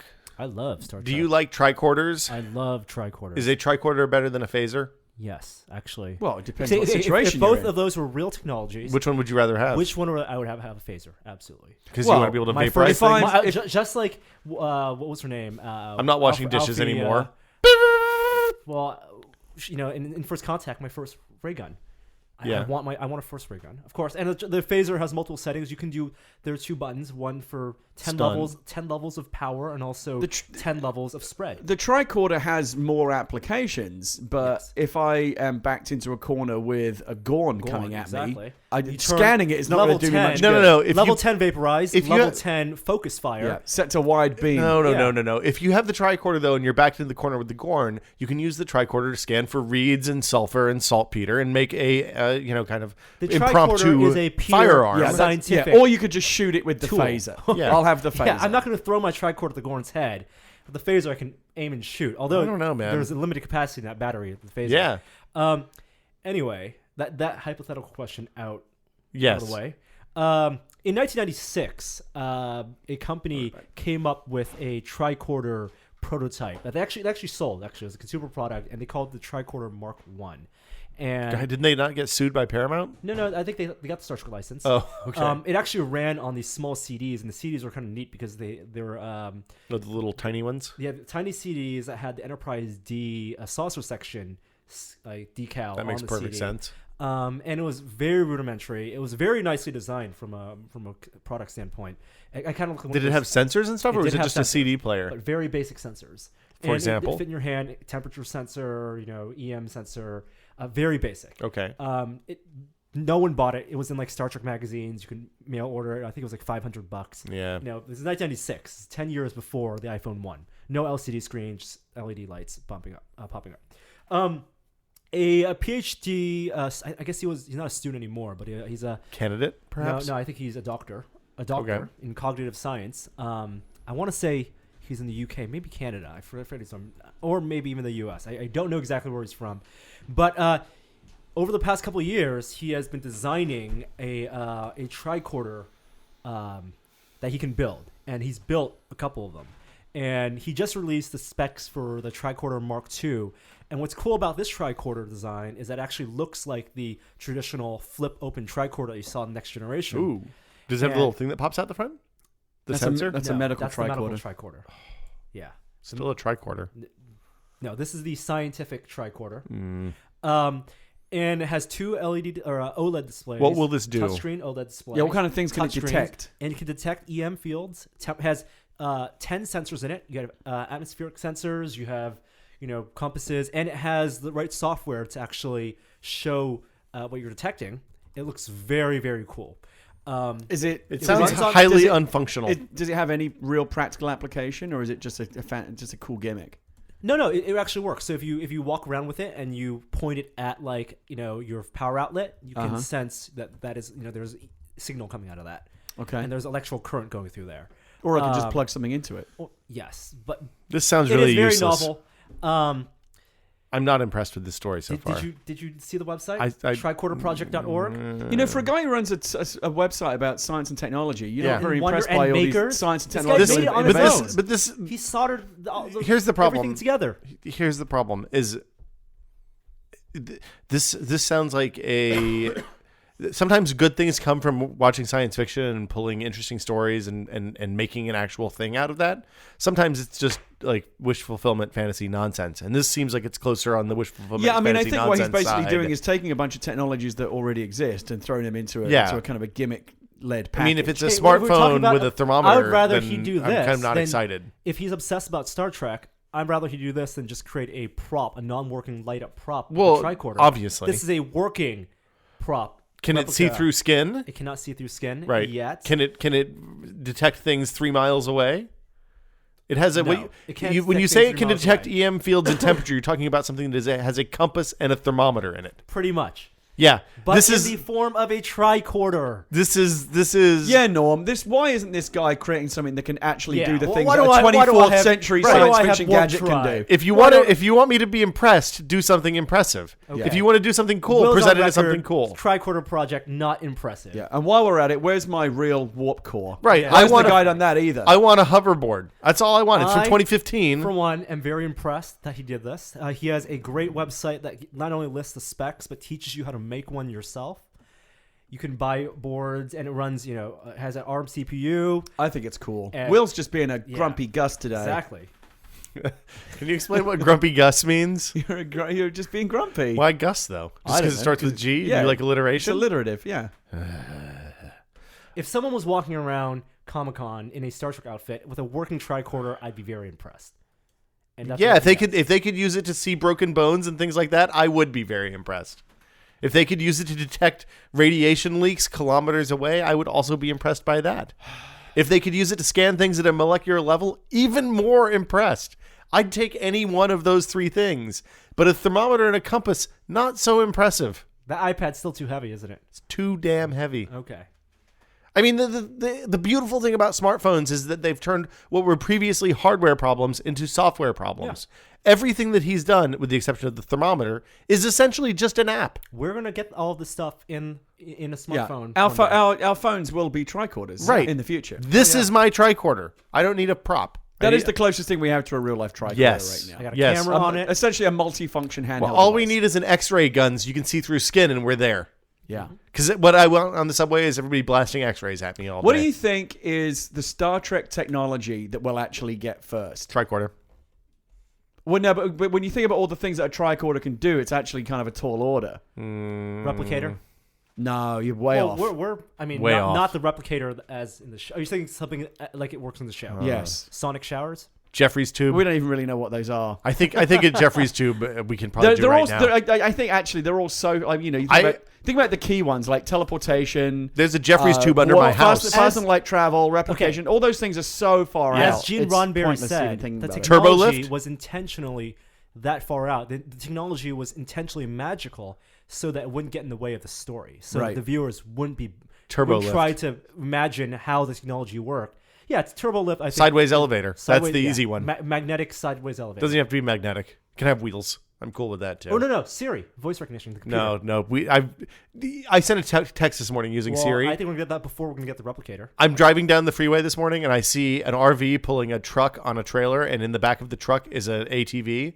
And I thought, wow, Inception. No, I wanted to tweet that. You know what it is? It's just a phaser. It's just a high energy weapon that can vaporize. Battery technology. They have high energy microwave guns that will cause incredible Yeah, pain. we're still much closer to that than we are beaming someone on, across space and time, You don't think turbo lift? Well, not time. or traveling faster than light. You don't think the turbo lift is a they valid can go back in time in thing Star from Trek? Star Trek? What's that? Tesseracts. You don't think the turbo lift counts? Yeah, I mean, an elevator that can go sideways. Who cares? What about synthetiol? Synthahol, they can't. Don't they have O'Douls already? It's not really the same because I think synthahol gets you jacked up, but then you can No, it immediately doesn't. brush it No, off. it doesn't. It just Really? tastes bad. Oh, It's really? just No. taste. Doesn't No, Synthahol no. get you drunk? You just Yeah. don't have a hangover. No. Synthahol way. gets you drunk, but the Ferengi made it. It gets you Synthahol drunk. it simulates the pleasing effects, Yeah. the buzz, but you don't get hungover. No, they No. used it to trick people because they would get them really loaded, but the Ferengi would use willpower to brush off the effects of being drunk and then move on. I am 100% right about this. I guarantee don't you this recall. one. Okay, Anyway, I have the rules of acquisition, and I don't think you're right about you're the this. rules of acquisition. we'll look up Synthahol after the show and we'll see who was right. Hey, the Lumia 900 is going to be out in just a few weeks now, and it's going to be real cheap Yeah. on contract. And this is going to be Asterisks. the Windows 7 flagship phone for the US. Is that correct? This is the last hope of Windows 7 at this point, I think. Basically, a year after Windows You 7. think it's down? You think it's was down to announced. do or die for Windows Phone I already? went. No way. No. I mean, That's what he's saying. He's saying it's the last Microsoft's going to keep pumping money into it indefinitely. Here's the sad thing. They've not cracked any kind of market penetration at all. They have to start soon, or else it's Yeah. Well, Windows, we've been Windows saying this Phone all 7 along. Has Yes. been already in the marketplace for over a year. And year and 2 months, 3 months at this point. And for it to be out 4 for over a months. year globally, and we're finally getting the flagship Windows Phone 7 phone in the Yeah, US, yeah. is a little sad. and They've waited disappointing. way too long. That And OS is feeling pretty old because- now. Again, Because I think the market is now so calcified around iPhone and Android. Well, it's not even that. Even Microsoft with and Nokia and all their combined power and resources, and what is ultimately quite a good OS, if even they're having trouble breaking in, Well, man. it just sucks that the OS is near the end of its life because we know that they're already working on Windows Phone 8. So Right. it'd be a bigger tie into Windows 8. And for the flagship Windows 7 phone to come out a year and 2 months after the OS release, it's not as exciting as if that phone came out a year If ago. that phone launched with the OS, it would have been very, very exciting. Yeah. Now we've seen 2 versions of iOS since that phone was announced, I guess. And- We'll see the second I'm one not this compared fall. to- I don't want to compare it to iOS. I mean, people who love iOS are going to stick with iOS, but But people who wanted like Windows. This is Phone, a new smartphone buyer's phone. It Is what they're marketing But to. what's going to The pri- suck? I mean, the price is attractive. Yeah. Yeah. So what's Same gonna data s- plans. Yeah, yes. What's going to suck is that when Windows Phone 8 comes out, it's not going to be likely It's that very this phone will upgrade to Windows Phone 8. when I asked at CES whether this phone was going to work with the next version of Windows Phone, they said we don't know. Yeah. And as far as I know, that answer hasn't changed. But so what's notable about this phone is it will have LTE capability on AT&T in the US. It's And 90 real LTE, real not LTE, real 4G. right? $99 on contract, which is relatively cheap. Yeah, for a for a flagship smartphone. phone, Yeah. Plus a flagship As you phone said, with it's really LTE. competing with the iPhone 4 and many Android phones that also are around that same And price. if you compare, I mean, user experience and spec for the iPhone 4, it bests the iPhone 4. The interesting thing, well, kind of. Well, on spec, but again, Spec doesn't matter. The elephant Sure. in the room that we come back every time is the app ecosystem. Yes. It's not there. Yes. If I've got, if we're 3 of us sitting here, and we've all got different flavors of phone. You've got an iPhone. Norm has an Android. God forbid. I have poor Norm. I have a Windows Phone 7, and you guys are talking about the latest sensation. Draw something. And I'm like, oh, can I play? Oh, I don't have it. You're Like, actually why the only why one. don't I have More that? like Why- drawing nothing. Why can't I play with the cool So kids? so here's and they don't win on specs anymore either. I mean, if you're comparing to an iPhone 4 or modern Android phone, it's $99 on the contract. But we've said a million times, specs don't matter. They don't even have the same screen because they're still on an 800 by 480 screen because that's what the Windows Phone spec is, and everybody else is pixel doubled at this point. Specs don't matter as anywhere near as much as They don't ecosystem. matter to you and I, but to people who don't know what they're buying into, they go to the store and they look at the thing and it's like this one has bigger numbers on screen and it has 4 CPUs instead of 2 CPUs. Why would I get the 2 CPU or the 1 CPU one? I Right. still think, I really hope the Lumia 900 sells well. I $99 don't is- think that's true. I think these days people go to the. What do I know? But I think people go to the store and say, "Can I get Angry Birds on this? Can I draw something to play with my friends?" And if the answer is Angry no, Birds. that's really the killer. Yep. And looking at the phone, I mean, the screen looks fine. I can't tell that it's 800 by 480. No, that's true. We did see it at CES, and it is a big phone. And It's a big phone. I mean, Big as in physically large. physically big Honking. phone, Yeah. much bigger than the Lumia 800. And a lot of that is because it has It's got 100 more. has LTE on it, and it needs a bigger battery. And for people who have iPhones, that's going to be a big consideration going into the end of the year when we expect another iPhone to be released, whether that will have LTE, because I don't think the form factor of the current phone can support a battery. I've said many times that I really hope that Microsoft and Nokia finally coming together would lead to the big push that finally kind of like carves out a piece of this market. But I don't know. It's looking grimmer every day. Well, I mean, it took a while. It took longer than I think anyone would have liked. I think the real... I know we keep saying this, but I think the real fruit's going to come with Windows 8. I mean, Windows Phone 8, how much do you? I mean, how much will for this fight do you think Microsoft? Obviously, it's a huge market to have a piece of. Are they just going to keep throwing money at it, or at some point will they give up? I think Microsoft can't afford to not keep throwing money at it. It's not like they can pull an HP and bail at the last minute. Yeah, Ballmer cannot, given the size of Microsoft and given what a significant player they are at least supposed to be in the tech market, and phones and mobile is everything. Ballmer can't look his shareholders. Well, it's not everything. Phones and mobile is where the growth in the future is. Huge thing. Right. It's the future. Ballmer cannot go to his board or his shareholders and say, "Yeah, we gave up. We can't get in there." Like that's unacceptable. Well, it's the challenge they have is they made something that's been critically successful but commercially unsuccessful to this point. And they have to figure out how to convert critical success into commercial success. Because momentum is not on their side. Every single day that they don't make their big move, someone goes out and buys an Android or an iPhone and starts buying apps and getting and the sunk cost to that makes it harder to pull them away to another kind of phone. And well, I mean, they're still looking at the people who don't have smartphones yet and thinking that's a fairly significant market. However, I don't have data on this, but my hunch is that the people every day. Well, and my hunch is that the people who haven't already invested in a smartphone are probably the kind of people who spend much less money in that ecosystem. I mean, we don't see it a lot because we move in these tech circles. But when I had some friends over the house recently, and our mutual friend Jim said, "Guys, what should I do about this?" And he puts his phone on the table, and it's an old-fashioned flip phone. I thought he farted, and it was like, I was like, "What museum did that come from?" It was like I was almost looking at it like a fascinating relic of another age. I would have been less offended if he had just ripped a giant, loud, juicy fart. Yeah. I mean, I think it would have been less shocking if he'd have just slapped you in the face. Yeah. We should test that. But again, the reality is, walk into an AT&T or Verizon store, and there's a huge amount of store real estate given away to those cheap little, burner phones. Yeah, but the challenge with getting people who are buying feature phones to buy into the smartphone thing isn't to do with the upfront cost. I mean, because yes, it's $0 or $39 versus $200. The problem is the $50, $30 to $50 a month that they're charging for the data plan. Right. And the reason Jim doesn't have a smartphone is he didn't want to pay the $30 a month for the data plan, and he's probably smart because he spends most of his time where he's on Wi-Fi and is using an iPod Touch and gets the exact same. Yeah, I think you're right. I mean, the true mass saturation of smartphones is gonna be achieved not through making the handsets cheaper, but the data plans cheaper, because that's the true cost over the life of the phone. Exactly. Nice ice crunching on the mistakes were on the made mic there. That was even more disgusting. Oh, I hear Chloe Bananas. I thought that was an earthquake. Yeah, she does that a lot. All right, what's next? Next up, Xbox Live app updates. Oh yeah, we got Xfinity. Hey guys, have you gotten to use the Xfinity app for Comcast yet? I heard it sucks. I don't know. Hold on. I can't log in. Fuck those guys. Before we rant, let's talk about what happened. No, I don't want to give them any positive airplay at all. So it's Xbox garbage. Has been, along with the big UI refresh, the dashboard refresh, they've been slowly releasing apps. They announced this back in October, and the three big ones were released this week. HBO Go. I'm so excited about that. I can barely stand myself. Xfinity TV, and MLB TV. I like MLB. Let's start with MLB because Verizon Fios was a big one as well. That had already that was at launch. Right, yeah. So this week, MLB is the only one that you can actually say lets you cut cable TV.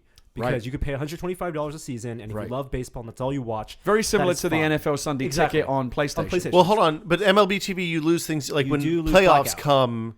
Then you aren't going to be able to watch the playoffs because they're exclusive. At least last time I tried to use MLB TV, you couldn't watch playoffs. You could watch that 4-camera thing, but you don't get the commentary and all that stuff because that's tied to there are network. Some restrictions because there are local blackouts and stuff. And but for the most part, you get on-demand access to clips and thousands of games over the course of the regular season. It's a great deal if you're paying $100 a month for Comcast just to watch baseball, and you want to pay $125. Yeah. Fine, get that out of the way. Works on Xbox, but you're still paying for internet and data, and you're still within that 250 gigabyte per month cap. Yeah. Xfinity TV is Comcast's app, and this is their on-demand app with their StreamPix Netflix competitor, which you can only get if you're a Comcast subscriber. So this is not cable cutting. None of this is cable cutting, which is what we're really interested in. Not cable cutting at all. The app is better than that terrible Motorola Comcast box. Oh God, app, what could be worse? right?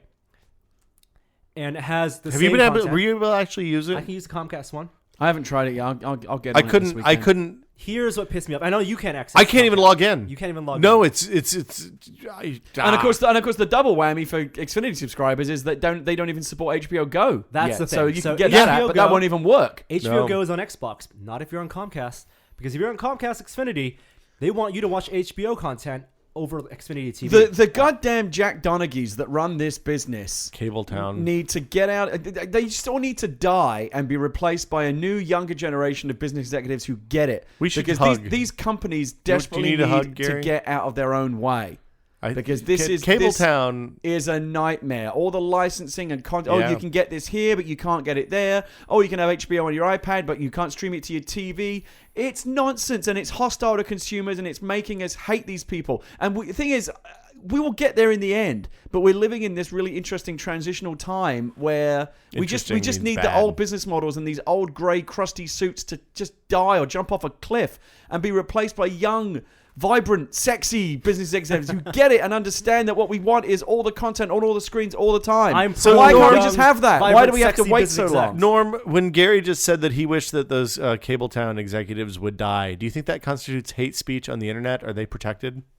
Should he go to jail? I think I with the sarcasm meter, I could detect that he wasn't being serious. Okay. Yes, It's good to know. More legislation is needed to protect rich old white men.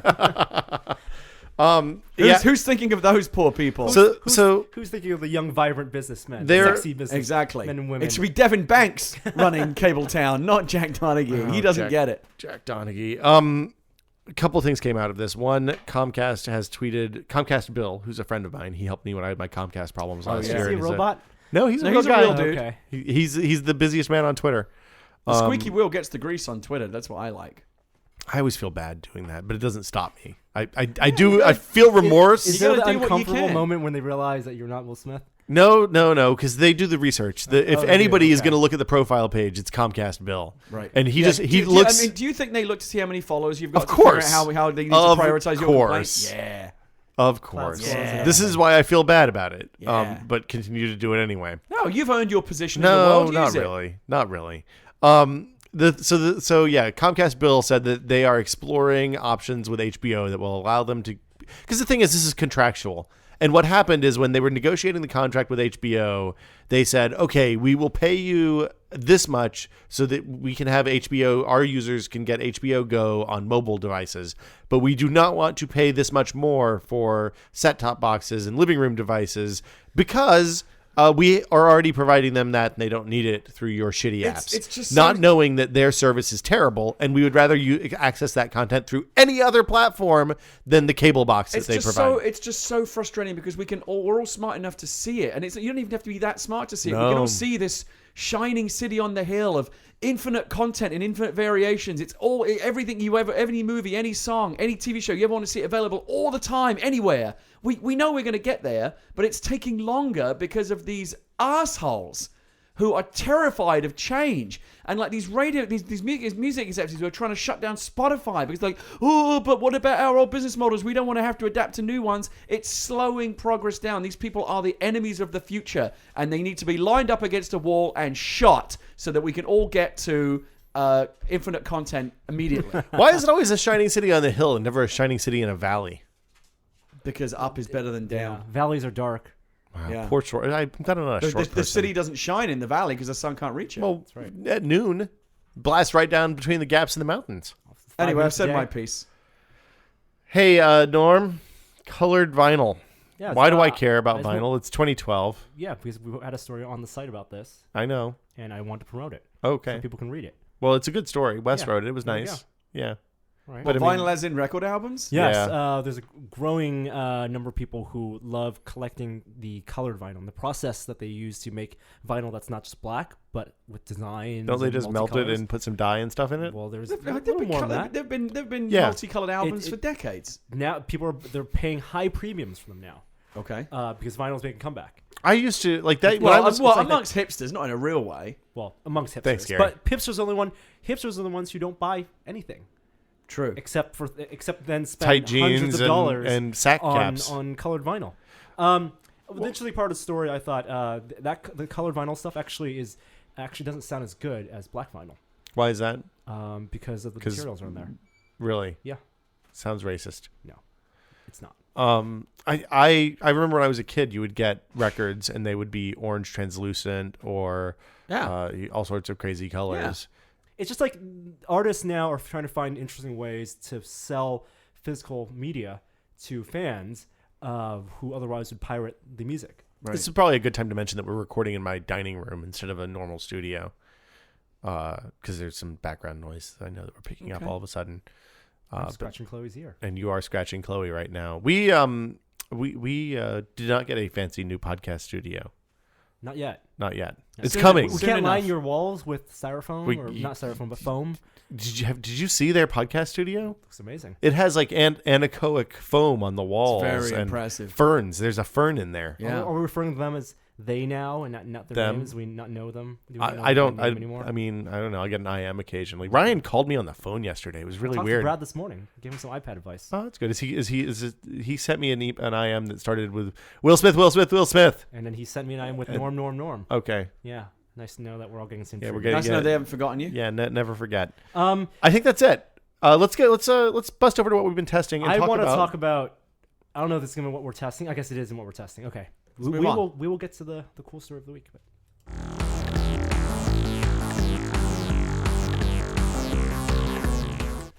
Hey Norm. Saturday we went on an adventure. it was a wonderful adventure. It was also very rainy. It was wet.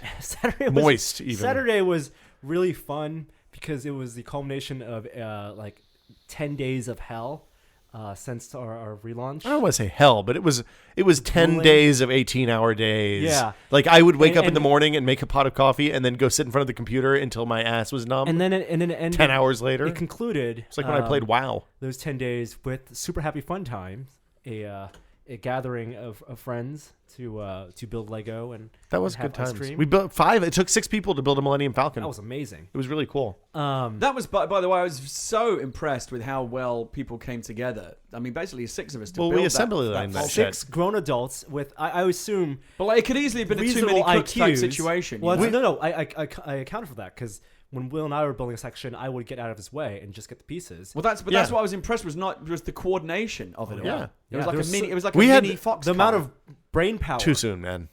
Too soon. We're going to be audited. We had a doctorate at the table Yeah, there. exactly. We had a PhD. Yeah, we had several bachelors Captains of and Gary. industry. Yeah. And it came together I mean, that Falcon, which is a beautiful model, by the way. People ask me all the time, like, what Lego set should I get? The currently available Millennium Falcon Lego is It's pretty is good. a fantastic model. It's fun to build, and we had a great time building. I would love to see a finished Ultimate Collector's Series 1 to see what that One of see how our it readers compares. just bought one and is building it, and it has pictures on his Flickr page. Oh, I'm gonna go check that out. Yeah, I mean, you're looking at close to $2,000 for one in the box and everything. It's only gonna go up from here. Maybe down It's the like road. those Franklin Mint collector's plates. maybe down the road. But before the Super Fun Happy Times, we went down to And had Hiller more Aviation. fun times. Yeah, we did. It's the Hiller Aviation Joey and Norm and Museum I. in San Carlos, and met Way to with, plug the museum. with John. John Collins. the paper airplane guy. I wanted to ask him if he had a brother named Tom. Now, I actually think it's very modest of himself to simply call himself the paper airplane. This guy is the world champion of folding paper airplanes. Well, he's the designer. There are a lot of people who are very into paper airplanes. There are a lot of paper airplane books out there. Yeah. The paper airplane that has the world record for being thrown the longest distance. Yes. Doesn't This have guy it- designed doesn't have it yet. that plane. He's submitting the application. being certified It's still. being certified by Okay. Guinness, but it has broken the world record distance Right, in an official run. Yes, he designed that plane. right. And this video was utterly fascinating. Yeah. It was- This guy is fantastic. Oh yeah, he's just like sitting down and talking to him about paper airplanes, I felt really bad because while we were sitting there having this conversation with him, little kids would walk up and be like, "Can you tell me about the paper airplane?" And he'd be like, "Oh, well, I'll be here for a little bit longer, but I'm talking to these guys right now, and it's then for he would TV." throw the airplane at them. Right, and they'd chase after it like little puppies. The thing that I found amazing about him, though, was not only is he clearly good at what he does, he was actually very smart about this guy understood aerodynamics and like he really knew his stuff. Well, if you're going to design paper airplanes, yes, they're still airplanes. Well, and he did a good job of breaking down really complex topics in ways that are relatively easy to understand. But I saw you try to trip him up and like throwing Bernoulli at him and stuff, and he was just whack it right back at you in your face. Well, but dropping even more knowledge on you. I had no idea that the Bernoulli thing is not like set in stone, hard fact, truth. And there's a lot of conversation about that. We need to do a post about that. Actually, I'm going to do some reading this. It was such an interesting piece. I said to Norm earlier. I think that as you said, when you first relaunched the site a week or so ago, there were a lot of people were kind of, oh my god, what's happened? 2 weeks ago now. You've moved my cheese. What's happening? Where are Will and Norm? That piece of video, which I think is now kind of like the signature piece of video that shows kind of what Tested is, kind of the direction you're going in. All downhill from here, folks. Everybody loved it. It was so positive. I think all the people that were worried about Tested are now back on board and they get that this is going to be great. Or they've gone forever, which is okay either way. Like if you don't like it, we're cool. In which it's case, not going to hurt our riddance. feelings. Yeah. I wouldn't say good riddance, but I mean, everybody likes different stuff, and it's fine if you don't like what we're doing now. But again, we talk about the internet and all the negativity and comments and stuff. Go and look at that paper plane video. The most amazing thing about it is actually the fact that the comments are all positive. Yeah, never seen that Everybody before. loved it. I mean, how often do you see that Yeah, anywhere no, on the no, internet? never. I like the comment that was, "Hey, I really like this. Oh man, I really like being mad too." Yeah, it was like they were only unhappy because they didn't have anything to hate on. So yeah, the video is really good. We got 2 more videos coming with John. One in which he teaches Norm how to fold a paper airplane that was pretty awesome. Yep, it's gonna be And tomorrow. the third one is where he talks about the world record plane. Yes. It talks about it being 8 folds and the type of paper. They went through a whole bunch of different materials and learned a bunch along the way. And talks about getting a quarterback to throw, like a professional quarterback to throw the airplane. And then Norm and I have a bit of a contest. The thing I loved about that guy was not that he clearly knew his stuff, because plenty of people do, but it's also the ability to communicate a passion and explain the science in a way that sounds interesting. And like that is the kind of guy, like he creates scientists. Like an 8-year-old kid comes up and spends 5 minutes with that guy and goes away thinking about aerodynamics. I would like to be an aeronautical engineer. And that guy that guy's the next. That kid grows up to be Zephram Cochrane. Yeah, because of his interaction with that dude, or a real scientist, alternately. And he does this all while throwing boomerang airplanes. That's the crazy thing. Like he'll pick up something off like, oh, this is the center of lift of this is above the center of gravity, so it'll maintain its orientation. And you chuck it and it just flies in a circle. He's like, boom. Keeps talking, reaches out of the air and grabs the airplane as it comes back to him. Like most science, aerodynamics is not a simple or easy to understand subject. Or fully understood. It's a gift to be able to explain that sort of stuff in a way that makes sense to people that don't have a especially scientific, kids. Language. Yeah, so it was really good. It was a great interview. It's 15 minutes long, which I know is daunting to a lot of people. Everybody who I talked to that watched it said, "Wow, I sat down in front of this and I planned to watch it for 3 minutes, and next thing I knew, the video was over, it just and I was flies bummed by, out." ironically. Yeah. Sorry, a little on the nose there, Gary. But see, what else have we been testing? I've been learning Final Cut Pro 10, which is like everybody who said, all of the video professionals who used Final Cut Pro 10 and then derisively said, "Oh, it's iMovie Plus." They're absolutely right. I don't think that is a derisive thing to say. I think that is exactly what it is. I think it, for somebody who knows how to use iMovie reasonably well. Have been the next iteration. Well, great for people on one end of series? the scale, not so great for people at the higher. Well, end. now that Apple's selling Final Cut Pro 7 again to people who want to buy Final Cut Pro 7, it's less of a controversy. Why not? Why isn't this just iMovie Plus? This should be called iMovie Super, or they should do like an aperture thing and put something in between, or whatever. I don't care. Semantics aside, if you've used iMovie and you find that like the built-in templates and stuff like that are too limiting for you, this is $200, and it gives you controls that you can understand, the ability to do good audio editing and leveling and stuff like that, and then doesn't the $200 price point though still kind of like knock out the hobbyists a little bit? Like who's gonna spend that? It depends on how serious you are about stuff. Well, if you're like a Louis C.K. and you are not a full-time video editor, but you want to still edit your own stuff, this is pretty good. Like I could see using this to make a short TV. But like show. if I'm the guy that likes iMovie and I want to graduate up to something a bit fancier, $200 is asking a lot. Well, but iMovie's pretty good. That's the thing. of all the stuff that Norm and I edited ourselves on Tested, all of that was done in iMovie. So it's Okay. not like it's pretty not like robust just on its own. Yeah. it has massive problems though, and when you hit up Limitations. against those limitations, then it becomes really apparent Right. that you need something more. And the Okay. nice thing is this will import your iMovie projects, so it really is iMovie super. All right, what else? Let's see, Death Star. Gina and I almost done with the Death Star. So That's having right there in the shattered the background. Death Star and the Star Destroyer After at Norm the end of broke Crypt, the Death Star. control Norm has myself. already. So you've almost rebuilt it. Well, we've hit some problems. We've hit a little bit of a snag because we're missing a fair number of pieces. This is like Return of the Jedi. After Death Star was destroyed, you Yeah. are now rebuilding. Yeah, we're picking up off of Building Endor, the new one, bits yeah. and pieces. Literally picking the pieces off the floor. My suspicion, I'm not going to name any names, but my suspicion is that a lot of the missing pieces are perhaps in somebody's Superstar No, Destroyer. well, to be fair, all the pieces got mixed up. Who's to say what was what? Well, all I know is at the end of the day, the Death Star is missing some key components. Not my fault. You didn't build yours first before I rebuilt mine. I mean, how yes. did you? I mean, it's one thing to clear all the pieces up, but how did you know how to separate them out? Like what? But build Norm went in? built the Superstar Destroyer, and then what was left went back in the Death Star Well, box. I mean, credit to Norm for jumping. Early Well, bird he gets grabbed the worm. box and ran. You should look in the Superstar Destroyer box and make sure there's not any I extra will- I will pieces up check underneath tonight. the leaves. Okay, and you can go on. Like I said, you I can can go on get Bricklink or Bricklink whatever and get the missing pieces. That's no big Yeah. deal because we know what pieces are missing. Good job It's just- rebuilding it very quickly, though. Yeah, we started on I think Sunday, Yeah. maybe Sunday. Hold on, what day? No, Gina started sorting pieces on Saturday. I came back on Saturday, and this whole table was completely filled with like a lumber yard of pieces. Yeah, I saw it and I was like, don't we podcast on that table? Is Yeah. that going to be done by Thursday? And Yeah. lo and behold, it mostly It's was. close enough. Yeah. It was enough that we could scoop up the pieces in Yeah. the bowls and get Yeah. them off the table. Now you've built it twice.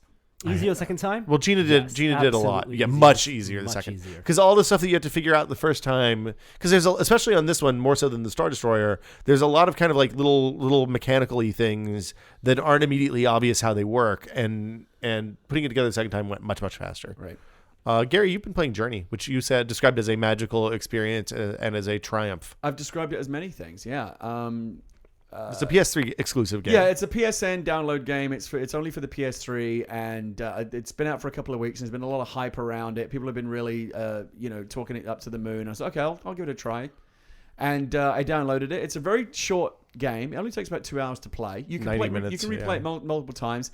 But I will say, without any fear of hyperbole, that it is one of the most amazing games, and then one of the most beautiful and affecting works of art in any medium that I think I've ever experienced. It's absolutely fantastic. It's from the Flower People, right? Yeah, it's from that game company who made Flow and Flower. Right. And, I don't want to say too much about it because it's one of these experiences. You should You just go in and experience it. Anything I say about it is going to, would kind of take away. But take the time, download it. It's $15. It's carve out 2 hours of your life to sit down and just play this game. And it's play that game and then try to argue to me that games are not art, because it is one of the most amazing expressions of artistry in video gaming that I've ever experienced. It's probably going to be my game of the year, and I can really liked confidently Flower say a that lot. at the end of March. Well, we said that about Portal 2 last year, And as I was recall. right. It was my game of the year. Oh, really? Yeah. Okay, I didn't know you made a list, but okay, cool. Well done. Journey. Go get it. Beautiful. It's $15, Incredible. right? And also an incredible soundtrack. Yeah, Amazing. So I have it. I downloaded it. I sat down and was going to play it with those goggles on, and then I realized I was going to be annoyed by the goggles, so I stopped. No, don't do that. Don't play it like that. But I'm going to revisit. I'm almost done with Mass Effect, so after that, I bought prescription sunglasses. Okay. Have either of you guys ever done that? Yeah, Yeah. I bought my sunglasses, or sunglasses. No. I'm sorry, Yeah. glasses.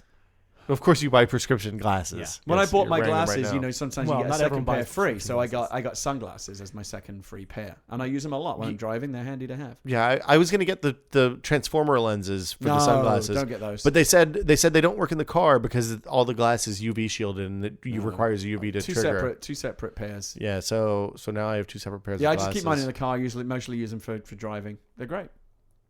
Okay. I worry because I have kind of a thick prescription that the tint looks funny. I'm going to have to get your all's opinion after we're done. All right. And then I guess that'll do it for I want to anything talk about else? a couple apps that I've been testing. You didn't put them on the list, so I'm sorry we can't do 'cause that. I don't have access to the Google Doc on the You iPad. do, because... Okay, go ahead. I wrote a little bit piece about Tableau Z. And That's the fake... This is the fake Microsoft Courier Okay. app wannabe. So the Microsoft Courier was that Jay Alder's The folding project, tablet, the folding yeah. tablet with two screens. Never reach a real product. Everybody because- loved the idea, but Yes. Microsoft killed it. There was yeah. a video that was leaked on Gizmodo, Ballmer. and Ballmer Gates actually killed it because it was before he retired. It was in 2010. No. Well, no, it was presented to Gates. Yeah. and He he killed it. as an advisor. Okay. He recommended that he killed it, but they went with Sinofsky and that Windows department, 8, that Metro, whole and all department that that Jay stuff. Allard, The tribe. Okay. that So whole now there's tribe like a was canceled. virtual courier on so your iPad. two fans made an app that simulates that experience on the So, iPad. It's $3. Is it any good? Because I can say it right usually when you see those things that are like simulating something that was seen in a demo video Yeah. or something like that, usually they're garbage. It is a little. It's definitely slow.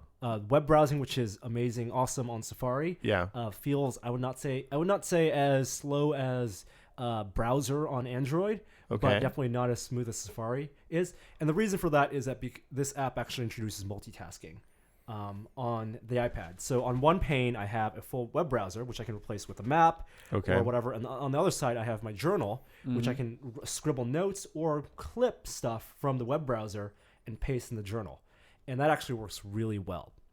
And if someone wants to browse the web and clip pictures and clip notes and links and stuff and put it on a journal that they can sync to the cloud and view on their desktop, this app actually does that very well. I'm going to go and just take my comments about the tricorder, and I think I'm going to copy and paste them in here. Okay. Not for you. I'm not. I mean, it's just, I don't know. Maybe, I'm maybe not. It's a novelty. like if you're going to build this from like saying that you can take the thing that the people would have spent 2 or 3 years working on, a massive team of people, and that 2 dudes can make something they're that only kind of building mimics software. that. It doesn't matter. I mean, the software, works. in order for that to work, the amount of work that goes into building a software experience like that is astounding. Yeah. And Of course, you're going to get part of it was something. the hardware component of a tablet that folded like a book. Yeah, and It's has not gonna- multi-touch obviously pressure points on the stylus, iPad all that kind of doesn't stuff. fold like a book. Styluses don't work great on the iPad anyway. If I wanted, I'd rather have a Galaxy Note if I wanted to do this sort of thing. That's a mean thing We to actually say. didn't talk about the Galaxy Note. They've not shipped, but sold 5 million of those That's a lot. That's a in the lot. U.S.? in the global. I have a friend who swears by. Before I knew what the Galaxy Note was, a friend of mine had one. And he said I couldn't work without this thing. They love it. Well, the reason it's not selling particularly well in the U.S. is because it's tied to a data contract. If you could buy it as a PDA, like a standalone thing, I could kind But of for see like that. productivity, for like the businessman on the go or whatever, they you get sent a blueprint or a thing, you annotate it with your little stylus, send it back. People really are liking it. I wish I had the kind of job where people would send me blueprints and I had to annotate them and send them back. That sounds like it'd be really fun. Annotation apps on PDF annotation apps are expensive on Yeah, the iPad. I'm aware. Yes. We had to buy an annotation app to annotate contracts and stuff, and it was $10. It was an incredible expense. Wow. I know, $10. Wow, $10 for I know. a useful thing. I know. What else? What What justice? other things have we been testing? You said you had a couple of apps. Oh, the other app I haven't really used it yet. Came out today. Paper. Well, I don't want to talk about that then. Talk about it next week. Well, I mean, paper's interesting because it actually comes from some of the people that worked on the courier. Yeah. But we just got it. We don't know what it is yet, so we'll come back to that, I think. Good talk, guys. All right. I have a couple things that are in progress of testing. Got to come back to them, but I've got a remote shutter for the iPhone that I'm going to try using for stop motion photography. I think that'll be kind of interesting, and something else I don't want to talk about yet. So, all right. I guess I'm going to play the email song, and then we'll take an email. Emails? Well, but we do the other one. Email. 'Cause it's, we don't do emails. We do Emails? No. Questions? Boom. I like that. I think that's fantastic. Yeah, I it's wish a we good had one. those for everything. Yeah, it's cool. Unfortunately, we don't have any emails this week. Good. I realized that as I was Wow. playing the song. If you have questions, so I guess what that means, we had a couple, but they were either too long or sounded bad, so I'm not going to run them. If you would People like still to, sending in bad sounding Yeah, it questions, though, happens. despite all the That's- warnings. They just don't listen. maybe they think that it sounds good, and I have higher standards. If you have a question, send it to podcast@tested.com. The email address is podcast@tested.com. Keep them short, under 45 seconds, please, and make sure it doesn't sound like you're recording it while you're driving a dump truck down a mountainside. All right. And that'll do it for us this week. We have 6 minutes left, so I'm going to play the out music, and then we are going to talk about fake outtakes. Gary Whitta, Norman Chan, thank you as always for coming by, and we will be back next Thursday with another episode of This Is Only a Test. And this outro music is from somebody whose name starts with M. I can't remember. Hi there, I didn't see you. Tested.